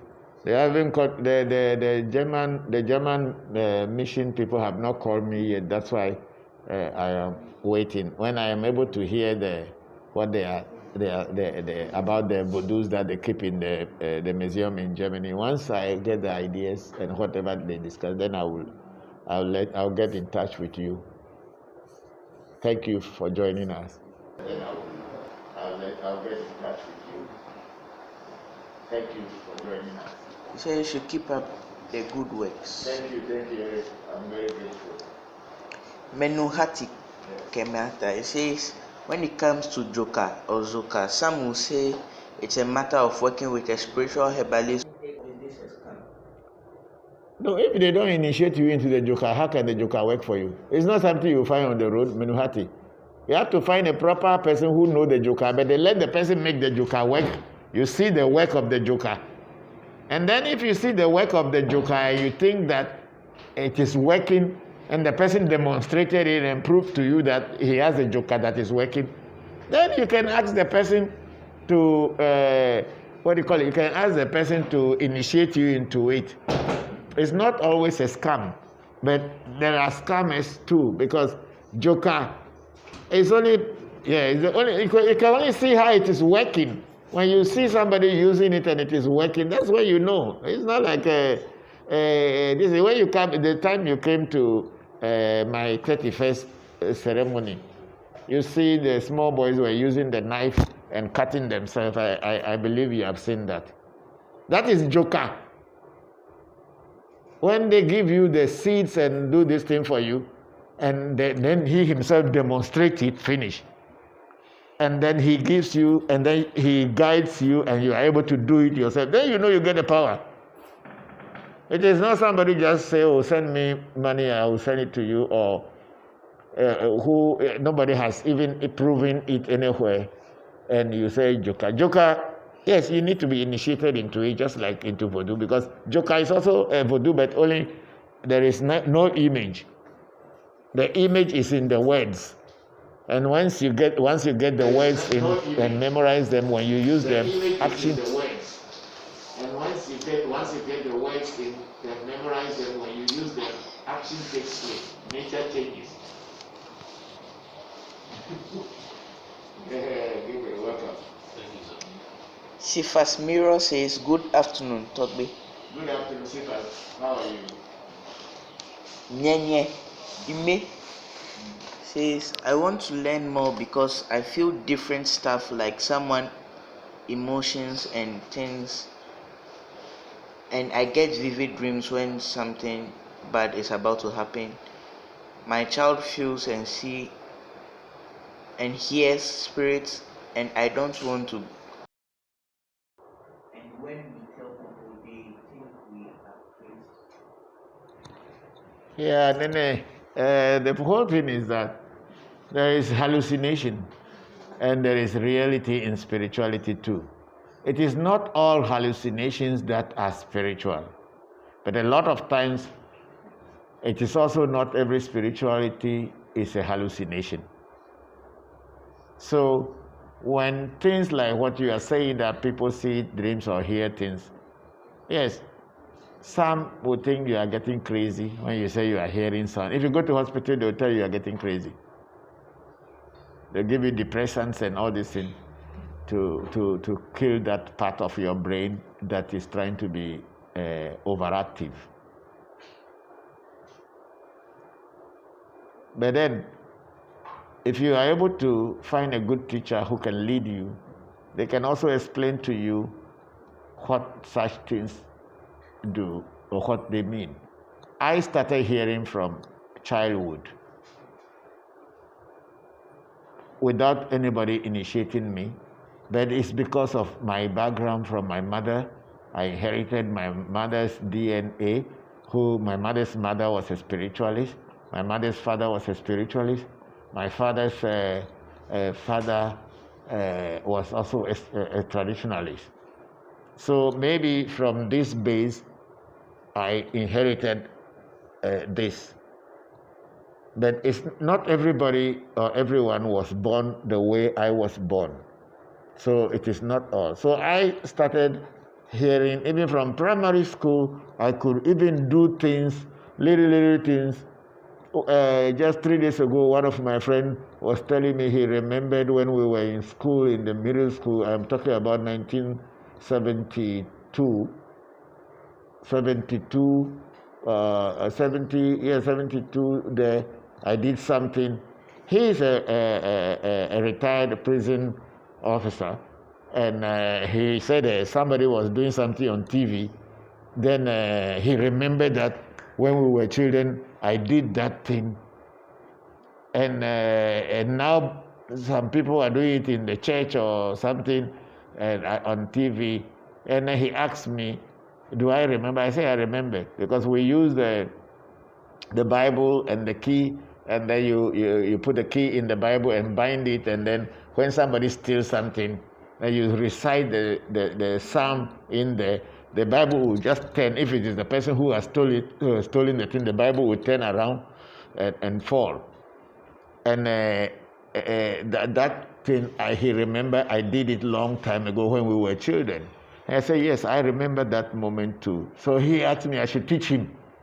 You can imagine, after 40 years, 40 plus years, or he's 60 years now, and that time we were not even 20 years yet. We were about 14, 15-year-old children.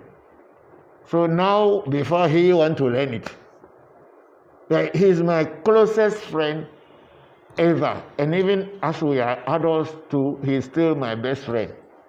And he never even thought For all these 47 years, did not occur to him that he want to learn those things. So I have started this thing from childhood, so it is easy for me to hear now and be able to understand nature now. So if what is happening to you and your child, and you get a good teacher, they do a reading and find out what exactly it is, and they give the guidance. They do a reading and find out what exactly it is, and they give the guidance. I think you will be fine.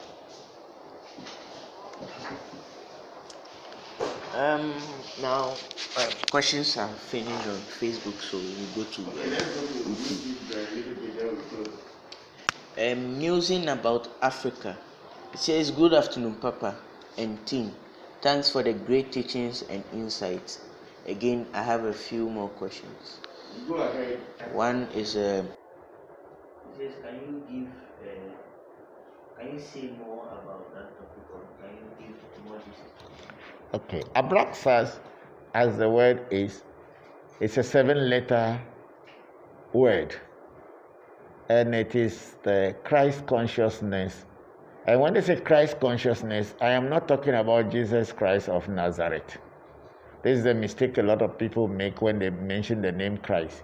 The word Christ was there long before Jesus was born. Jesus was never born Christ. Listen to this word again. Jesus was never born a Christ. He was born Emmanuel.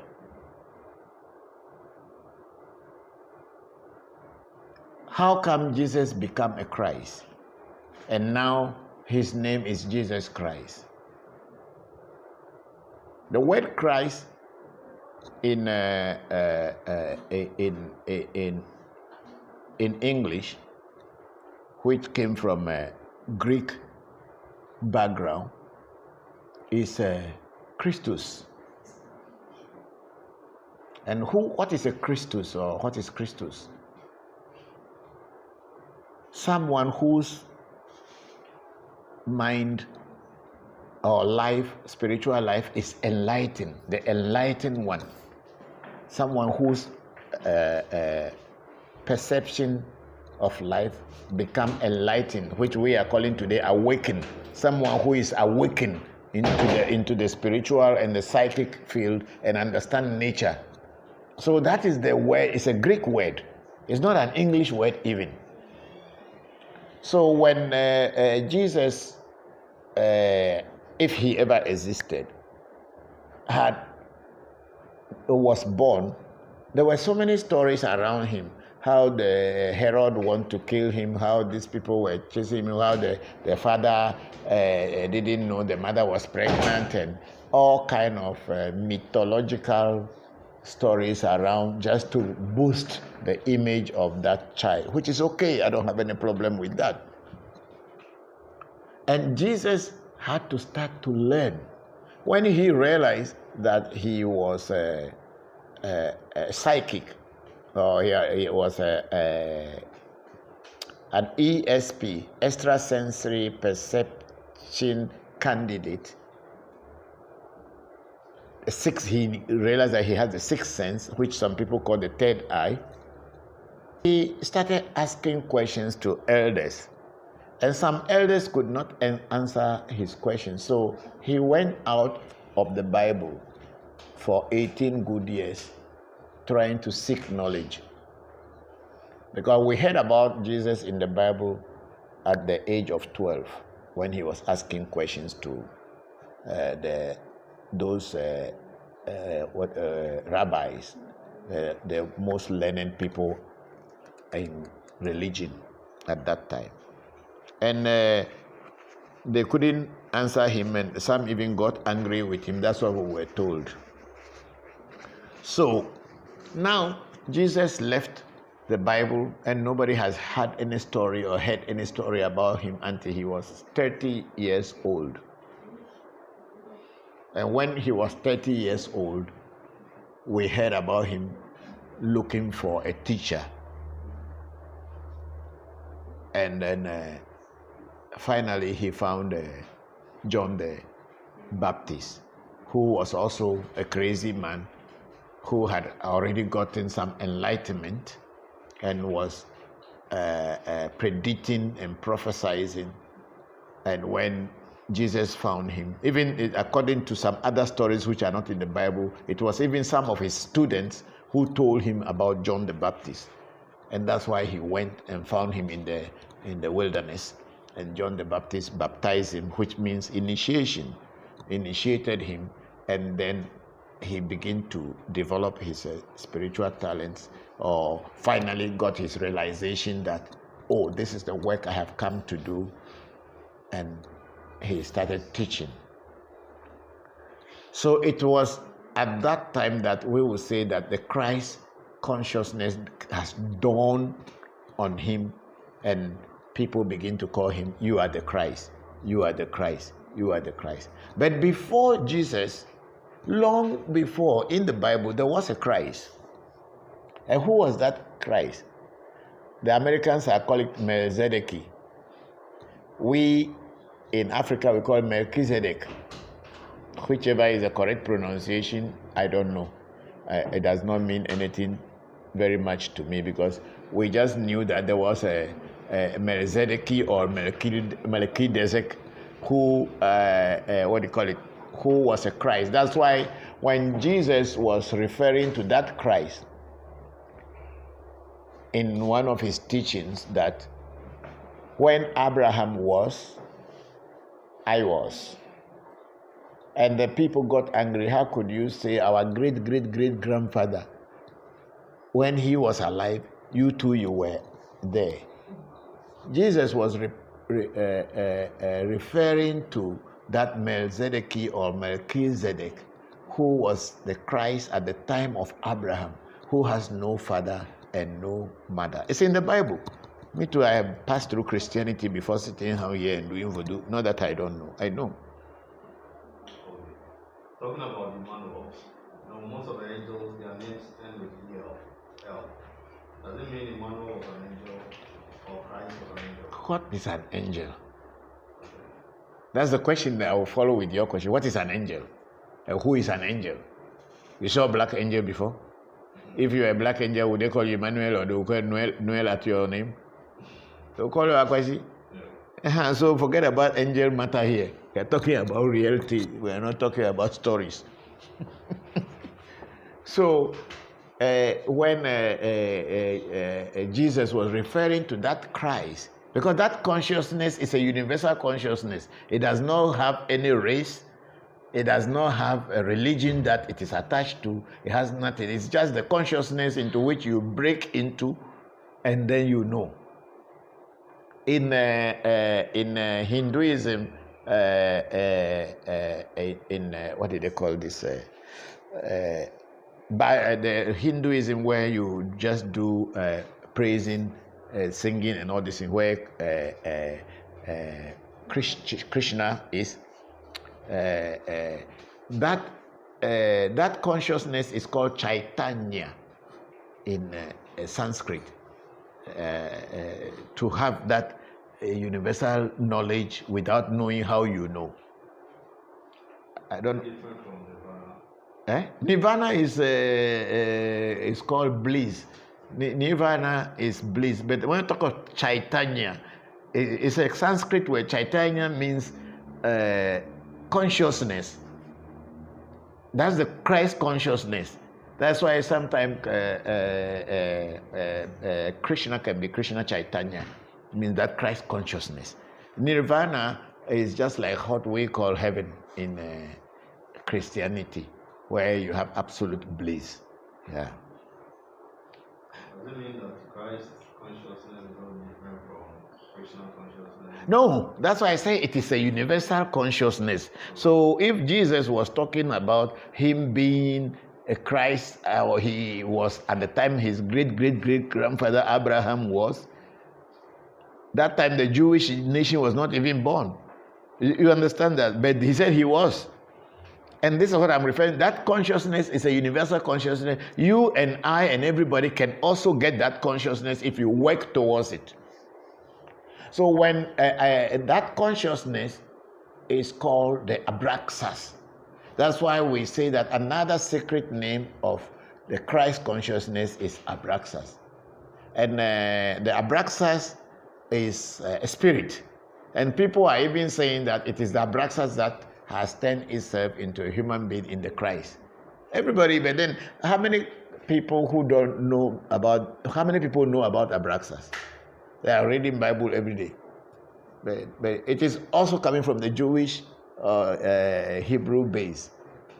So that consciousness is the Christ consciousness, and it has nothing to do with any particular individual. But few people have attained it. Buddha has attained it, because the Buddha is also coming from two different Sanskrit words, Bodhi and Dharma. Bodhi means intellect or intuition, and Dharma means true. So if you have the true intuition, you become Buddha. Are you getting my point now? So you become Buddha. So you can be called Christ, because now you know without knowing how you know. So that is what Abraxas is. This is why we initiate people into Abraxas, and we try to break you into that psychic field whereby you can receive vibrations from the psychic field into the physical body and then send it up again when you need to do it. This is what it is.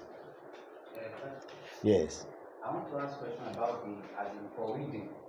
Can someone do reading for somebody without the Person being here? Yeah. Yeah, we do, but then the person who you are going to do the reading for must call. His own voice or her own voice must come and talk onto the money. So supposing your wife is in Lagos, let's say so, and you want to do a reading for your wife. If you come here, or even if you don't come and you send money, we were going to take the money, we will call your wife's telephone number, and then we'll put the money on the phone and ask her to say whatever is happening in any language of her choice. We don't need to know what she's saying, because even if we know or we don't know, it is not us, because the oracle is going to fall down, and whatever the oracle fall is what we will talk about. So people can be from the moon, so long as they can reach us, we can do a reading for them. That's what we do here. That's clear? Yes. Okay. So, my brother, the person who was asking the question about Abraxas, this is the elaboration. But when we are going to initiate you into Abraxas, that's when you will really see the real thing of Abraxas, how we do it. Yes, it's a whole lot of things. And if you are lucky and your inner self is ready, when they do the initiation, that very day, that very moment, you will see the results. But also, it is not everybody that when they initiate will get vibration. Some will, some even they have not been initiated into Abraxas, they start getting the vibration. It depends. Like I remember 1 year ago, was around June last year. Yeah, June last year, when his leg was broken and they put metals into it. So he wanted to come and do internship at the shrine. So we also, as a shrine, we must give him something to say thank you. So I initiated him into Jokpata. Immediately we gave the seed to him and we started doing the invocation. The Jokpata spirit just dawned on him straight away and he started vibrating, even without passing through the other initiations. So people are like that. And then there's people like you also. Sometimes it's like it will take time, but if you continue, like Said, it didn't happen immediately the time he was having this until the day he did his final Abraxas initiation. Even that day, it was only just slight, but when he continued now, he could get the continuously. And anytime, even sometimes he does not even think of it, it just comes. So this is what Abraxas is, and the initiation we do at African Magic Temple. So I believe all of you are listening to me. And also we have my brothers Gabriel and Tai and Kande from Nigeria. They are also with us with the twins spirit. And then our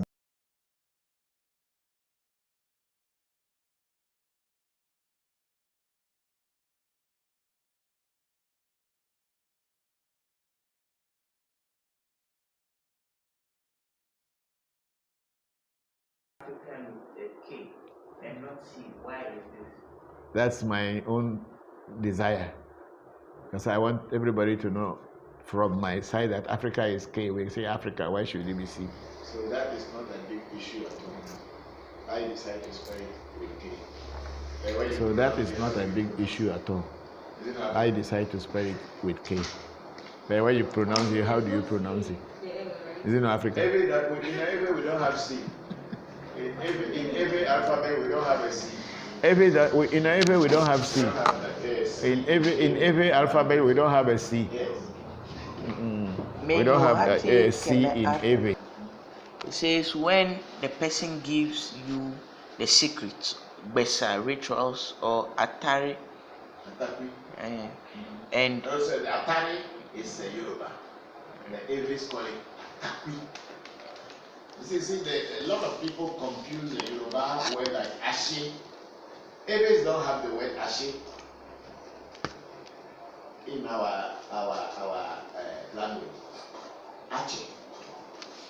Ache and ashe, they may be similar in the meaning, but they are totally two different things.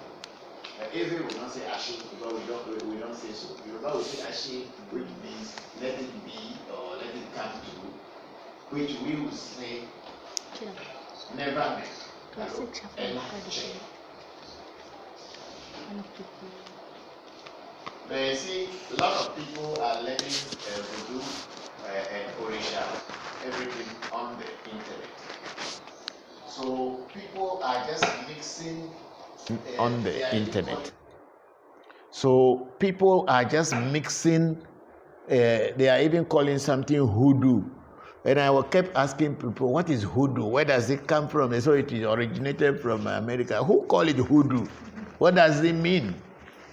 Just because the one was called voodoo and the person does not understand why they call it voodoo, so they create something called hoodoo.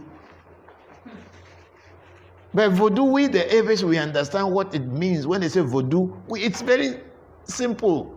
It's really directly understood. So if you are not an Ave, if they say voodoo, you will be looking at it as a religion. So you created another one. So people are mixing Orisha practices with voodoo practices. And this is what is giving the confusion. So people don't know which word to use for which thing. Yeah, because like in Akan, what is let it come through? How do you say you are Akan? When you want to say Amen in local, no, but there's a word for it in spirituality. Apiafo. Yes. More piafo. Eh? But you don't know what it means. Yeah, that's what it means. But because we have lost our language to the foreign language and we don't know where we are and where we are going, where we are coming from, we don't know. That's why when the Okomfo is praying, you will not hear anybody say Amen. It's just more fearful. That's what that you'll be hearing. Means let it come true, let it be. And the Aves will say Elache, Ache, Elache. The Yoruba will say Ashe. But because people are mixing everything up, and people don't know the base of these languages from which this spirituality is originating from, they are just making a hodgepodge. When we were in training, we cooked some food called hodgepodge. When you put everything, even bread and everything inside the soup, everything, they just cut it and put everything. And when it's cooked, because that time we were vegetarian, so we just cut every vegetable. It's no more special, all the small things that remain, we add them together, cook it, even the rice and everything, we cook it, then they serve you. It's like a prison food. Hodgepodge. So people are just mixing everything up somehow, thinking that it is the same. Voodoo is totally different from Afa. Even though the Aves use Afa as a guiding tool to work voodoo, they give it its own feel. That's why they still maintain the Yoruba language in Afa. But you don't hear Yoruba language in vodu unless that vodu is coming from Yoruba land.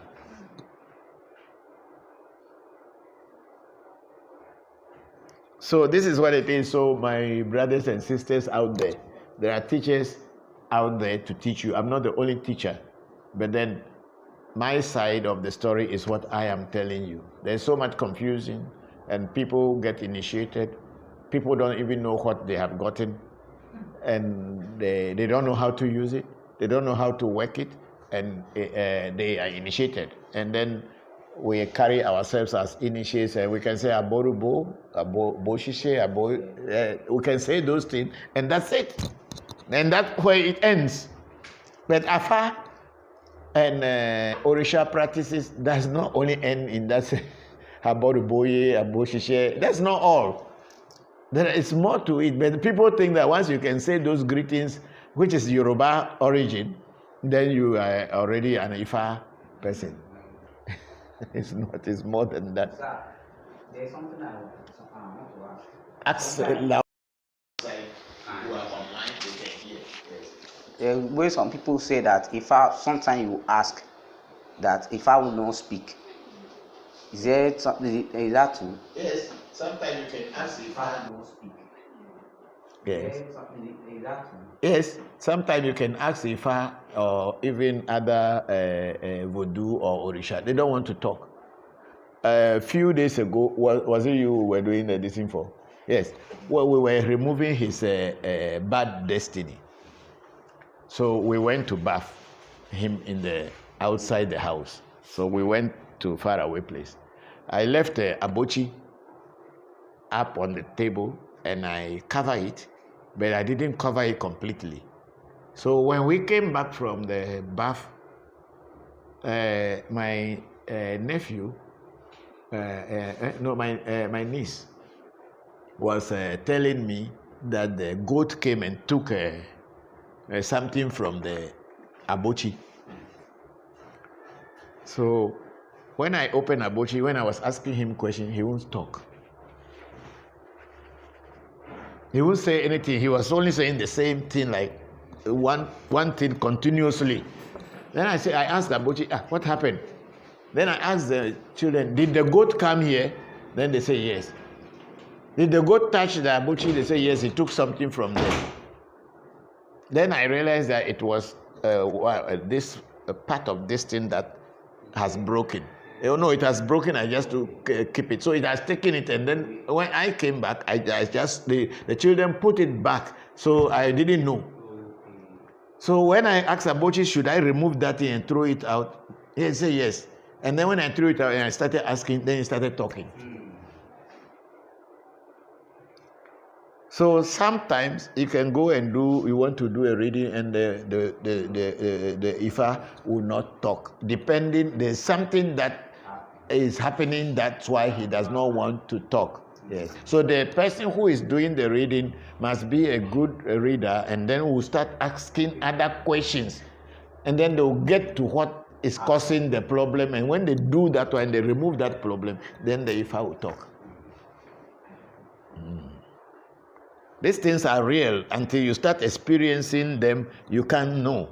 Voodoo and Orisha worship are not book reading matter. It's practical. When you are practicing it practically, that is when you know what you are doing.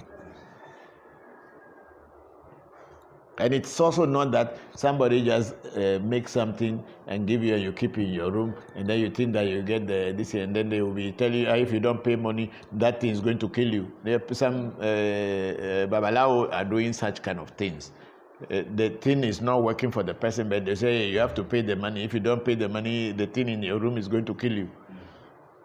Who wants to go and buy life and buy death?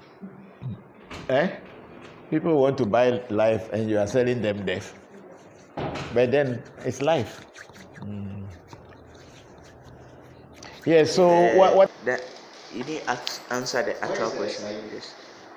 Students want to talk small. He has not eaten. They have been busy trying to fix this place before I come and we have been having challenges with the network, so Yeah. It was Menuhati was asking, when the person gives you the secret, Yes. is that what you are referring to? Gives you the secret. Yes. Is that what you are referring to as the initiation? Yes, of course. The secret is what the initiation is. The secret is not just something he will tell you. He has to give you something to swallow. If you don't swallow any seed, you don't have any joker, because the joker is the joker or fite or eka, as we call it in our every language. It has so many. They can tell somebody, oh, I have a car. A car means a rope. It's not a rope as a string or anything, but it is the seed that you have taken, because it can work so many things. That's why they call secret names are there. So until you swallow something inside, you don't have a zoka. Zoka is not, I said, I give you this one, so it's a zoka. No, you must, the spirit that you are going to work with must be inside of you. So when you call it, it has to respond. It is not something they just give you and then it will respond. How can it respond with you? It's just a physical thing. Where is the spiritual thing? When you swallow, it's you. So when Henry came, because when Henry came here, we did his initiation and everything. He was not vibrating. We did his seven. We removed all this. He wasn't vibrating. It was only the day that I gave him the alajadu, that female spirit, to work with him. And that day, the spirit, all the spirits that didn't work, everything just came upon him. And until today, he's in America. It's working for him. So some people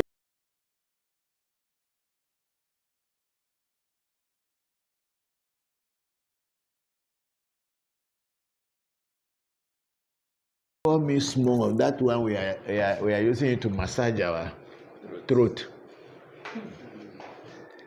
You say you should be taking care of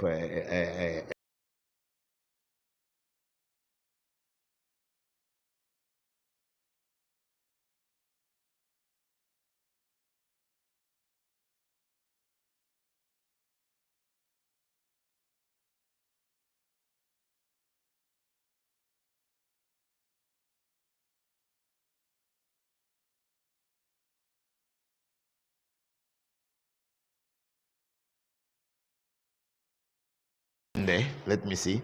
Let's go to Lizzie Ashiokai. Lizzie, yes. Hello, Lizzie. How are you? Thank you. I saw your message this morning, but I didn't really have time to read this thing you sent me. But I'll read it after this. Thank you for joining us. Yes. And thanks for all your teachings you are sharing. Thank you, Lizzie. Thank you very much. Angie G. Fisher says, thank you, Papa. For another awesome Sunday Q&A session. Oh, thank you, Angie. Thank you very much. I'm just teaching what I know. If I don't know it, I don't teach it. I'm not teaching what I don't know. That's the truth. What I know, what I have experienced, what I have passed through is what I teach. I don't teach things that someone who says it's a hearsay or they have heard that and then I become the teacher. No, if I don't know it and I don't experience it myself, how can I teach it to you? What benefit will it be to you or to me? I teach what I know and what I have. Menuhati Kemayata says, I've never seen an angel named Kwame. So there's no black angel. No, it is Kwesi Ening is asking the question. Well, maybe because Emmanuel, because all the angels were having Noel at the end of their name. Maybe that's why Jesus Christ also have Emmanuel, or maybe Emmanuel was an angel and descended to. Is that not your question? Yeah, that's it. You saw any black man? If you are, so it's not our thing. There is no angel. Miss Anita Wong. They are all deities. You know, when in the olden days, people thought that they believed that God was living behind the cloud. Long time, the time the Bible was written. People thought that God was living behind the cloud. Because that time there was no aeroplane, nothing. So people believe that if God is going to send message to earth or to people on the earth, he will give the message to some people there who will get wings. Then they have to fly until they reach here, just like how the birds are flying. And then if they want to go again, then they go back, because that is the only way it could come. That is how the story of angels were created. Angels are deities. They are spirits. They are divinities. They don't need a wing to fly to anywhere. Once you can know how to connect with them, whether through the voodoo way, through whichever way, once you are connected to that psychic plane, you can deal with them. They are divinities. They don't have any wing and flying anywhere. It's all children's Sunday stories, Sunday school stories. Leave those things out. So that's why you won't see any Akwesi in heaven. Because they are deities. That's why they say 72 names of God. But you see, the point is that they are different gods. They all form what they call the Godhead in the Hebrew Kabbalah. Okay? The Arabs have 99 names of God in the Quran, which means the Arabic culture has got 99 those deities that form Godhead.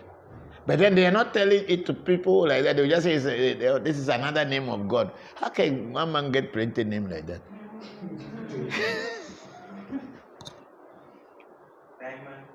They are all divinities on their own. They are the divinities that sat down and said, let us create. Because the Bible didn't say, God said, let me create. They said, let us. Who are the us? Yes. And we call them the divinities and principalities. They are all there. When you open the 6th and 7th book of Moses, you see them all line up, and they have their own servants under them, and all those servants also have servants under them. That's why we call some spirits elemental spirits, because they are just, their work is very within short distance. And then also in voodoo, there are certain animals, when they kill it, it is believed that their blood can go to the higher divinities than this one. So when the voodoo demand that kind of animal, then you know that it wants to go to a higher, to take your message to a higher front. These are all the secrets in this voodoo practice that we are practicing. It's not just like you read in a book and then you ask plenty of questions. You must start practicing it, then you know. I think, Mamisawa, you can be a witness to that. Yes.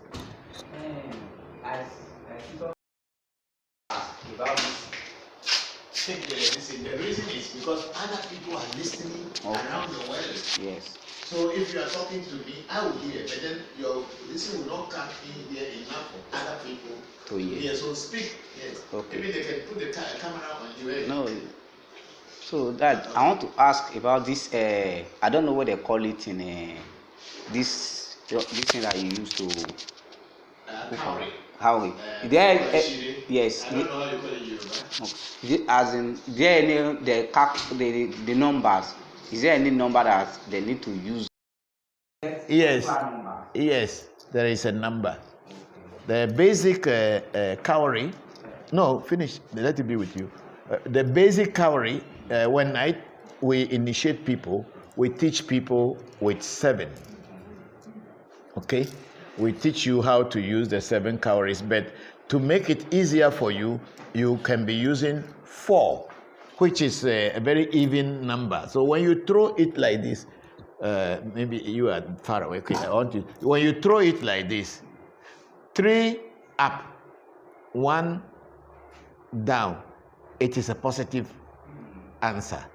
Okay? It's a yes, but it depends on which question you are asking. And then when you throw it like this, it is 2 up, 2 down, perfect yes. Okay? But then there is another kind of reading which is coming from Yoruba, which is not Fa, what is not Ifa. It's called Dilogun. Dilogun is not Ifa, but it's also coming from Yoruba. They use about 16 on this thing. When they throw it down, it spreads. Yes. Then they look inside, then they can tell your story. Africa has so many ways of doing, connecting with the divine. So if you are not Ifa and you are in that Dilogun, you also learn that way, and you only use cowries. You don't use you don't. Oweyo, okay. We will call it a Hotui in Ewe. So this Dilogun, when you are practicing that one, I have seen recently somebody just plenty. They just throw it. Me, I cannot understand that one because I did not train. I wasn't trained on that. So, but the person who throws it, by looking at inside, will just telling you a story, and you know the story is real. I had a friend, Bukari from Burkina Faso, who came and stayed with me. He's also a traditional priest, came from Burkina Faso, came to stay with me for about a month. That's what he does. And that is their system there too. They just throw it down, and that's it. He will start telling stories, and the stories he would tell, they were all real. So we have different. So, but the basic one in my shrine is I teach you the 7 cowries. And then the 7, like here, I throw 7. 4 is up. It's a yes answer. Then from there, you can again ask, this yes, is it really a yes that you are sure on? If it is sure, the spirit that you are using to do the reading, I'm sure everybody is watching me. Is it showing? The spirit that you are using, you ask the spirit, are you very sure that this yes answer is a yes answer? If it is a yes answer, be on 3 stone. Let 3 face up for me. Then when I throw it, if 3 face up, then I know that it's a yes. This one is saying yes, but I will not accept it because I am asking for 3. So you find out. So you find out from your spirit what is going on. So when you are initiated into a particular spirit, you need to work with that spirit and ask questions through that spirit so that the spirit starts talking to you first through the cowries. And then it got to a point then you start talking to your mind and it starts talking to you. That's what they say spirit talks. Spirits don't speak like human beings. So when you go into somebody's room and they put a curtain and they say the spirit is behind talking, it's a lie. But a lot of people believe in that. Even pastors are doing it. They are going to, Obinim is going to heaven every night to God and come back. How? You say he's an angel. Papa, is it possible that all these cowries able to turn down as in They all face down? And they can all come up. When all come down, we call Yeku Meji. Yes. And when all come up, in Ewe we call Jongbe, which is in Yoruba Jogbe.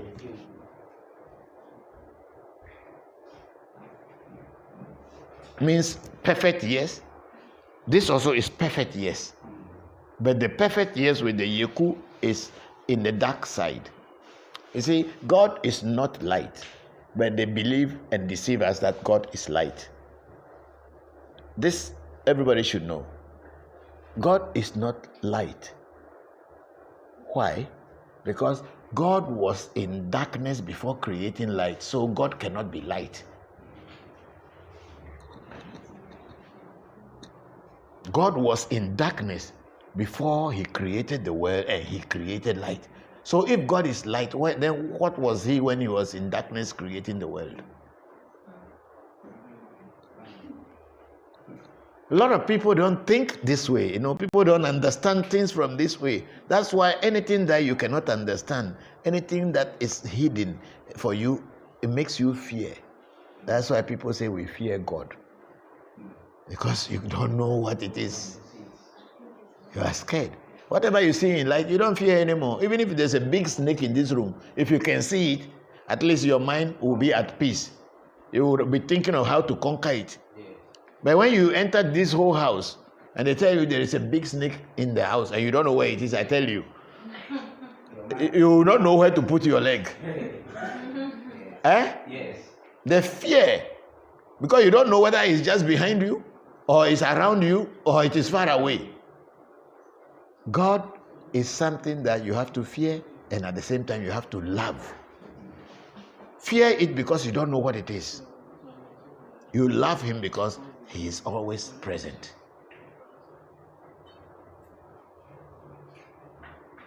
I think everybody is getting my understanding of my teaching. Yes.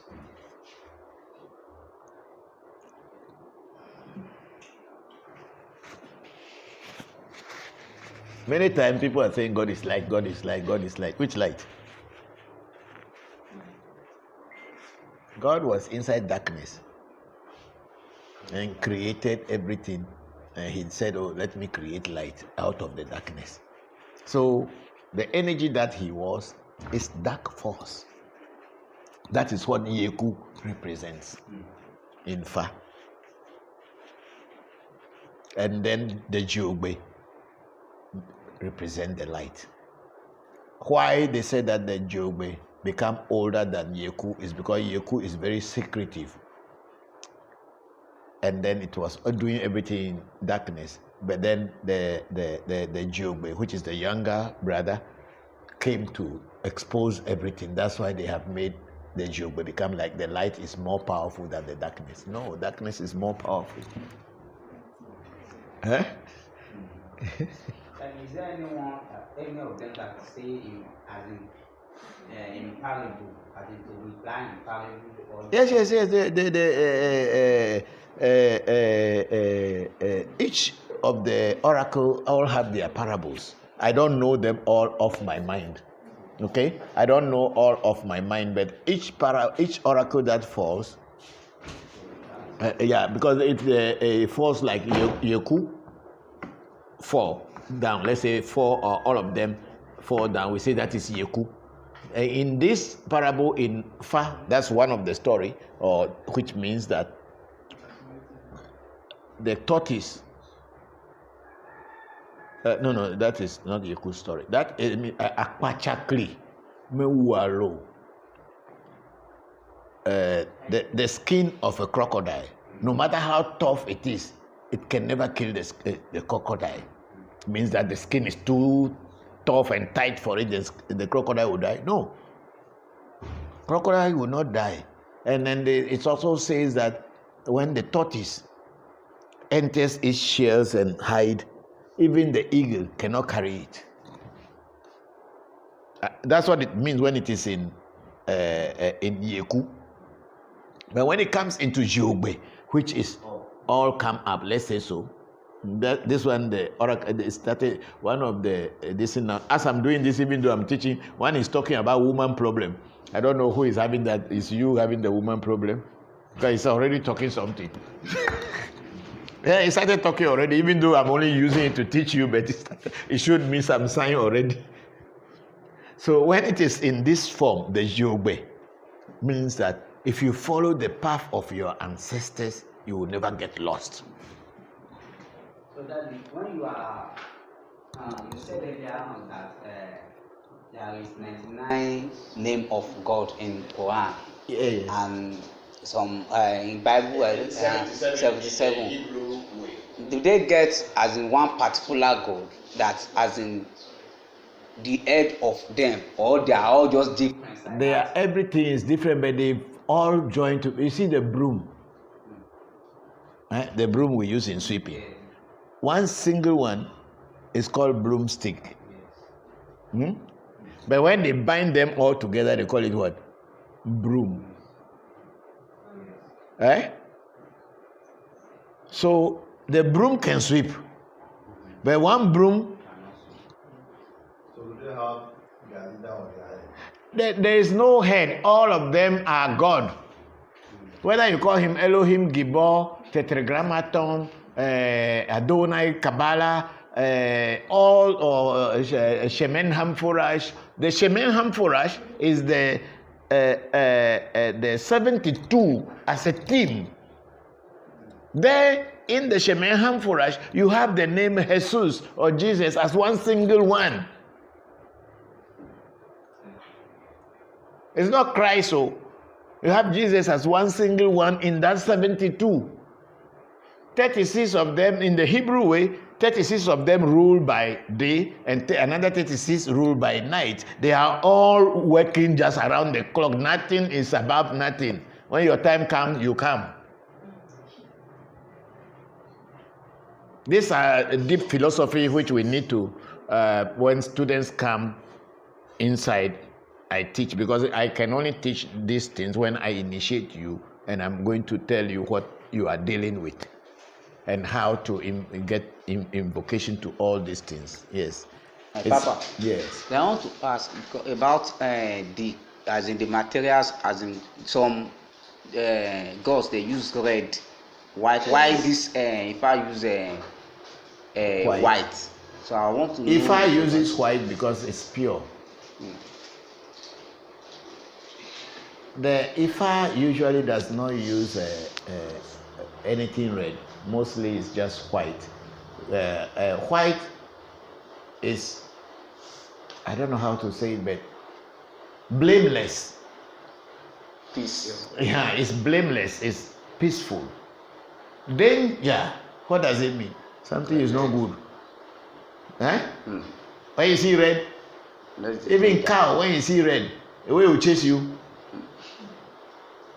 The car inside his head is telling him there is something bad there, something fearful there, something dangerous. So Ifa is peaceful and it is pure. It's not going to favor you because he likes you.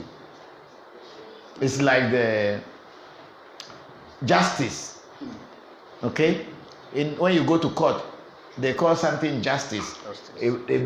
They blindfolded it. It's not seeing who is who, whereby it's, oh, this is my brother. How can I say it's wrong? Oh, this is my sister. How can I say it's the one who is right? It's not seeing anything. When you put the scale, if it measures the one that weighs heavy, if it is heaviness that is supposed to be the guilty one, it will just cut you. If it is the light one that is supposed to be the guilty one, it will cut it. So Ifa is pure, Afa is pure, and is blind and neutral. It does not favor anybody. So if you do anything wrong and you come to Fa will tell you that this is what you are doing and this is what is why this is happening. And if there is anything you have to do to avoid it, it will tell you. So it's not going to see you and favor you and say that, oh, because you are a very handsome person, then you are not guilty. Are you getting my point? Oh, because you are a very beautiful lady, so you can't do bad thing. No, it's not like that. That's why they use white. That's why most of the time in vodu and fa we are using this because it's neutral. So to that red that you mentioned just now, one of my friends tell me that when you put on red cow, you see cow, you got to run. So I didn't believe it too. It's not when you are hearing from me to cow will attack you. But the cow would think in his head you are coming to attack him or her. It will chase you. He's talking. He just say that as a joke. I'd say he just. So when you wear red, don't near cow. You don't know. Yes. Okay, time. Okay, give me the last question and let's close, or it's finished. We only pick 5. Okay, pick 5 more questions and let's finish because we can't continue until tomorrow. We need to rest. I'm coming. It's very interesting, my brothers and sisters out there. It's very interesting. You know, traditional spirituality, when it is explained to you very well, you don't want to even get up and go because the stories of our ancestors, the wisdom of our ancestors is so interesting until we were told that we were devils. Our people didn't know anything. How we didn't know anything and we were existing. Hello? Yes, go ahead. Teach your children that the black man has wisdom and knowledge. Yes, Menuhati, yes. Menuhati Kemeata. You call it Bokor Menuhati. Okay, Bokor Menuhati. Is a Bokor. Bokor Menuhati Kemeata says many are confused about Hindu gods being adopted into voodoo. Many want to know why. Yes, I also was confused and I attacked them. That's why most of the people here don't like me. And he says he wants to know when it started exactly. I don't know when it started, but I was talking with Bridget Mayer. Bridget Mayer is one of the professors of anthropology from the religious university in Netherlands. She came to me twice, and she she's one of the authorities on every traditional spiritualities in the world. She is a professor of Antonio, our student and partner. She is the professor of Antonio. I think she is the one who actually directed Antonio towards us. And Bridget Mayer came from Netherlands. She's from Germany, but she came and we discussed. And even a few months back, I think last year, is it this year? When did Antonio leave? This year. Around January. So she came again because there were so many voodoos in Germany which the Christians took away from our people. They didn't destroy them. They keep them, and they have a museum for African joker and voodoo. So now it's about 170 years now. 170 or 117? 170. About 170 years or 117 years or something. They have been there. Nobody has given them food. Nobody has given them water or anything. But they kept them in a very good climatic condition with refrigerator and all this so that they won't stop. So they brought the manuscripts and everything to me to look at the joker and the voodoo to see what I know about them. Because they are trying also to find a way to dispose them off. But then they are also afraid that if they dispose them off like that, they may attack them. So they came and then we discussed it. So Bridget Mayer had written about, she told me about, she has written so many books, and she said that this Mamiwata thing and all this thing started from Netherlands or somewhere, where people start to represent some woman with bushy hair and snake as Mamiwata.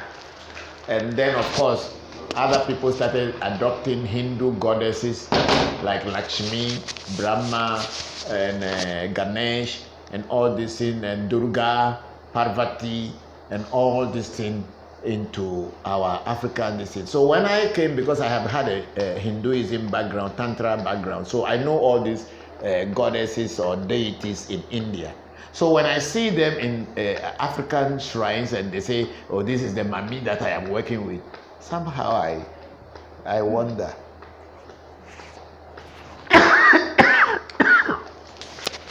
And I challenge them, oh, this is Hindu thing, how can you say this is Mami? Mami from where? And then also I spoke with some elderly Bokor and Huno. And they say, there is no Mami that has African name. There is no Mami Wata in any African shrine that has an African name. They all have Mary, Theodora, Doris, and all these things. So how come? That's why I don't deal with Mami Wata. I deal with water spirits, but they have local name, and I don't deal with Mami Wata because honestly I don't believe most of them. But maybe they are doing their thing properly, but then to be able to garnish and put something on it and make people to believe you and fear you, they took certain things and start to play it on the other people. So I have water spirits I deal with. Akai even is a water spirit. And I'm dealing with it practically, and I'm finding results practically. But I don't call it Mami Wata.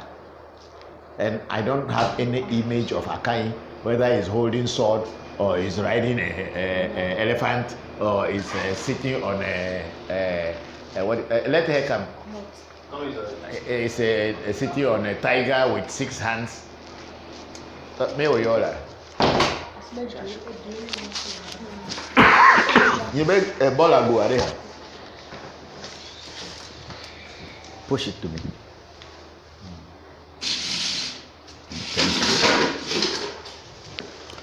So that's a concept of every vodus having Hindu goddess. I don't know when it started, and I am not a fan of it. That's why I always try to tell people that we should stop adding tricks, illusions, and magic things to voodoo. Because when you add those things to voodoo, and someone who has knowledge of these things before coming to you, then the person, he or she, would think that so voodoo is all tricks, which in reality is not. But because people want to deceive their fellow human beings, they put tricks around so many things. So there's a guy whose grandfather used to work for my father's farm. Now, he used to come here. I know him through the Bokor that initiated my children into farm. And then through conversation, I realized that, oh, so you are the grandchild of my father's laborer. Then he said, yes. But then, though their fathers came from Togo, but they settled in Ghana, and they became like my father's children, and we become like a family. So I got to know him. Then one day, he told me that he has gone home, he has become a Huno, or become a Tronsi, Vedusi, or Mamishi. So he has his shrine now in Latte. Okay. You know the guy I'm talking about? No, I'm tracing the boy. He used to come, but it's me who cut him off because I don't want to deal with people who don't know what they are doing and they are just making noise. Then he said, showed me one picture that his mommy brought a woman to him to marry, and the woman is so beautiful, and the woman is. So he brought the picture, and the picture of a Filipina, or Philippine woman. And so, yeah, she's very beautiful, and he said the woman, he wants to go to the country. I said, look, I had once married in Philippines, and I have children in Philippines. My children are here. You go to Philippines, you won't get any job to do. So don't deceive yourself and think that you say you are marrying and you go to Philippines, you are going to go hungry. So stay here. One day he came and then he brought some picture with Durga. There is a Hindu spirit called Durga, which sits on a tiger with 6 hands. That's what his Mami Wata is. You know the guy?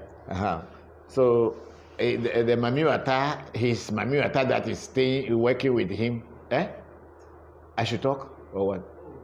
The Mami Wata that is working with him is that Durga, which is sitting on this thing. And I told him, this is not Mami Wata. This is a Hindu goddess called Durga. So how come he become Mami Wata in your shrine? So since that day, he never contacted me again. But if you don't know, you don't know. He'll tell you that is the spirit that is with him. Meanwhile, it is just lies.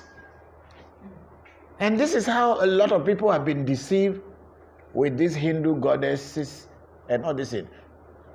The truth may be that there may be a spirit in the room, or a voodoo that is working for the person perfectly. But to create that image that they are from India, because from our childhood we believe that India is so powerful that everything is there.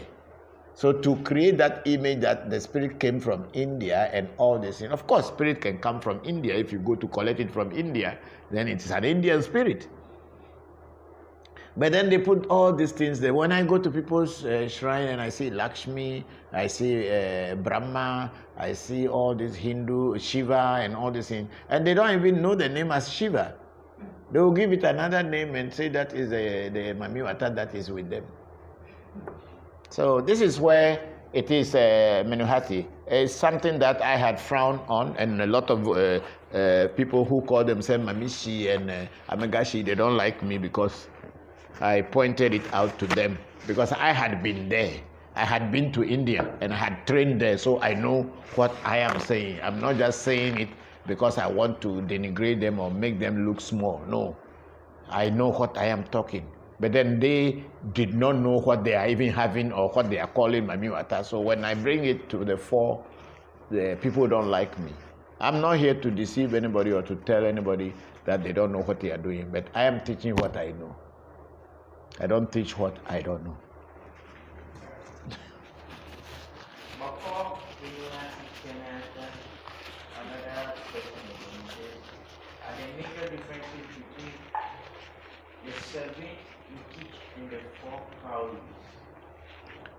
No, it is the more you begin to understand the calories, you can use the 7. But for you to be able to learn from a basic point until you grow, everything you start from somewhere. You will be and my calories are not just calories you buy from the market. When you buy them, I have to empower them with the herbs that talk. We have certain herbs in voodoo that we call talking herbs. And these herbs, when you put them into your voodoo will be able to talk to you through your mind. It will be able to communicate with you. So those herbs are also embedded in this cowrie, so that, and then we initiate the cowries, we kill animal for them and do everything. So when you throw it, it is not just ordinary cowrie anymore. It is empowered and have a connection with the spiritual world. So that's what it is. And it has to talk. It is not just you buy from the street and listen. I did it for everybody, and Nora in Sweden also has her own, and I think sometimes she's using them. She said her Alajadu started growing human hair.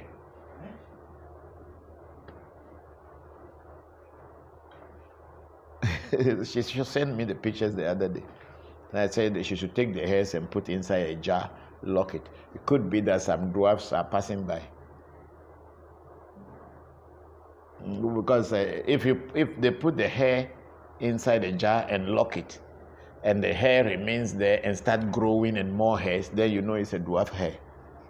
That's a real dwarf.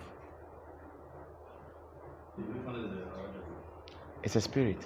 It's also in there. It's also one of the. You also have Alajadu. You don't have.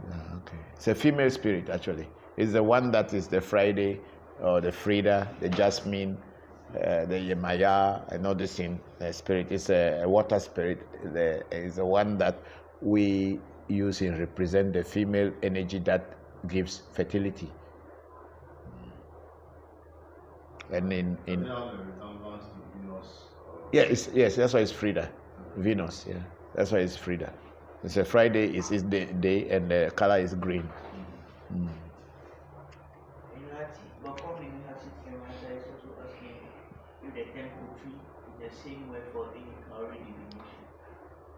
Hotri is the name of cowrie in Ewe. It's just Hotri is cowrie in Ewe.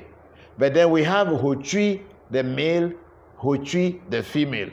We call one type of Hotri Joboku, and then we call this one Yovotri. The one that is small, we call it the foreign one.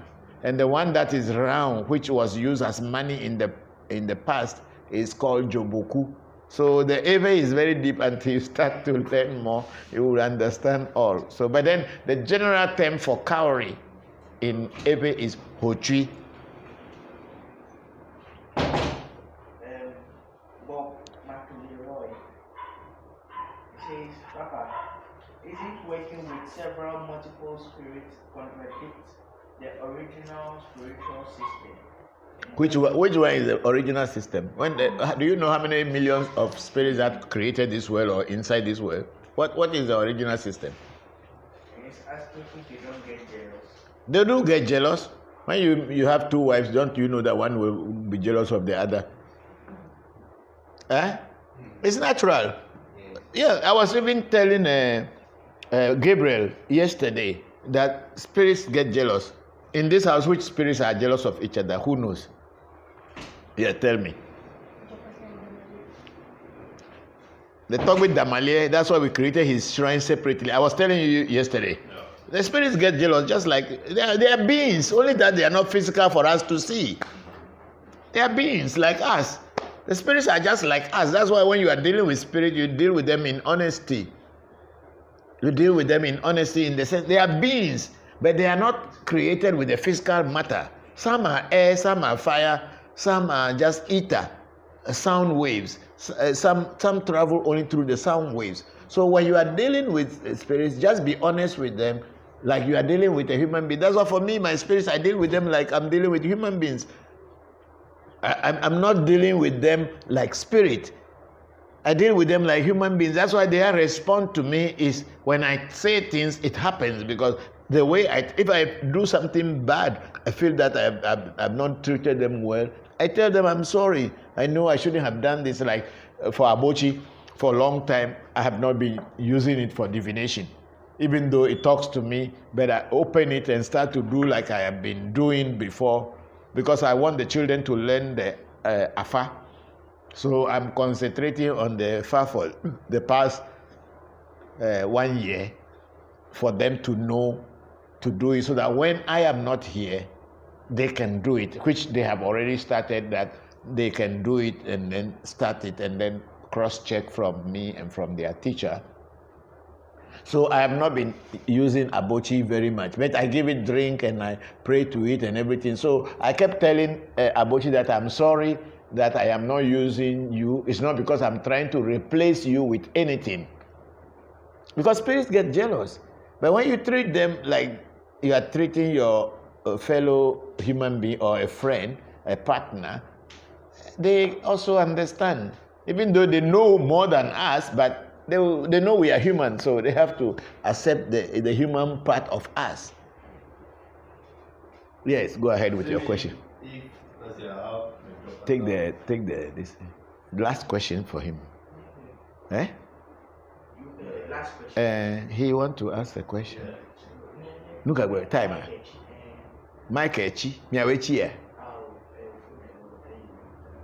Okay, you can speak loudly so that other people can. What I'm saying is, if somebody has a Jopata bangle and is working with, let's say, Jopata, yes, the person goes to Dr. Damania, does it mean Jopata will get jealous? No.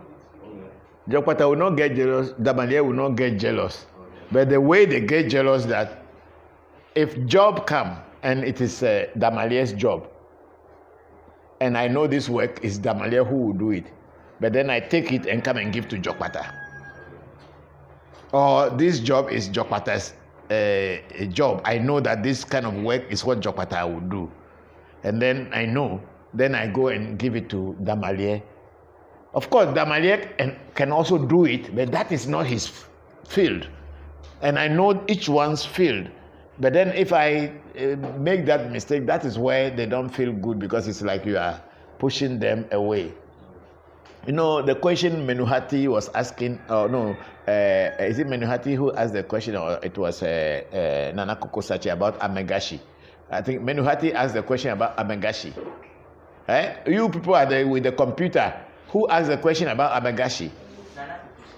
Are you sure? Okay, so Nana Kokosachi asked the question about Amegashi. When you are a voodoo priest or a voodoo priestess, all the voodoos or the entities and the spirits that are with you become your wives or your husbands. This you have to be very clear. You become their husband, and because they all work through you. So each one will want to express itself, but if you are denying them the chance to express themselves, that is where the jealousy comes in. Because they are with you to work with you. It's just like you having wives. Like how olden days people have wives. And then you choose to be only staying with only one wife, and the rest of the wives, they are just sitting down watching you. What do you expect them to do? Are you getting my point? So this is how the spirit world is. That's why they say Asi, Amegasi, wife of Amega, or wife of a particular spirit. That's why that name Amegashi came about. That's what I was trying to explain. So you become the husband or you become the wife. Even men can become wives of spirits according to the word or the language they will use. Because that spirit may be a man, but then you are a man, they will call you Asi, like Etron Si.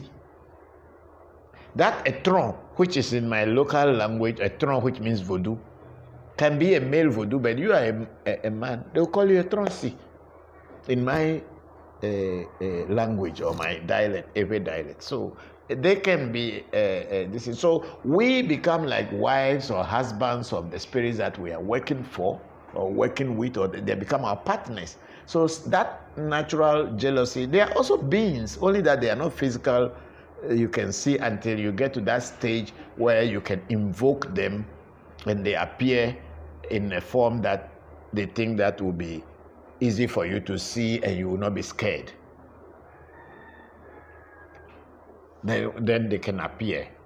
Or they will appear to you in your dream or appear to you in your mind, or that's how it is. But most of the time, they don't appear, but you can sometimes feel their presence. That's also through the vibration or even the smell of the perfumes that you use for them. When they come, your room, even though you are not using any perfume, the room will begin to smell the perfume of the. You see, Eric, that we did the apedo for. He said the time he came here, the last time he came here and was complaining that he had a problem, I did something for him. And when he went back home, everything just changed. But sometimes he could just smell the spirits where I did the thing. The smell would just come all around him, and then he has confidence that the spirit is around him. And that's the reason why he said that, Christopher, I know you are the only one who can help me. I have traveled to Benin, I've gone to Togo, I have been to Nigeria and everything, but you speak the truth. That's why I know you are the only one who can help me. That's what he told me yesterday. So sometimes the spirits will work with you. You may not see them, but then you can feel their presence. You can feel their smell, or the perfumes that they use, or the smell that is in their room. You can feel them around you, then you know that the spirit is here. They are beings, only we can't see them with our naked eyes. That's why. So when you are treating a spirit, treat them like your own partner, and you will see how they will respond to you. Thank you very much, everybody, for today. We have come to the end of our weekly section, Revolution platform, question and answer section with me, Bokor Christopher, and we have had moderators like Said Nyaku, Seiram Voncujovi as the camera people, and then the technical people, Kofi, Mariana, Celestino Voncujovi. We have Taye and Kainde, who also join us, and we have Gabriel, and then Mamisewa also join us. I thank you all for joining me in this thing, and please keep the conversation going on. Post this thing on your platform and share them. If I have not answered your question, I'll try to see if I will go online and answer it online. Send it back to me or remind me, and I'll take my time and answer you. Thank you very much for joining me in sharing knowledge. Bye-bye for now. May the gods and our ancestors be with you all.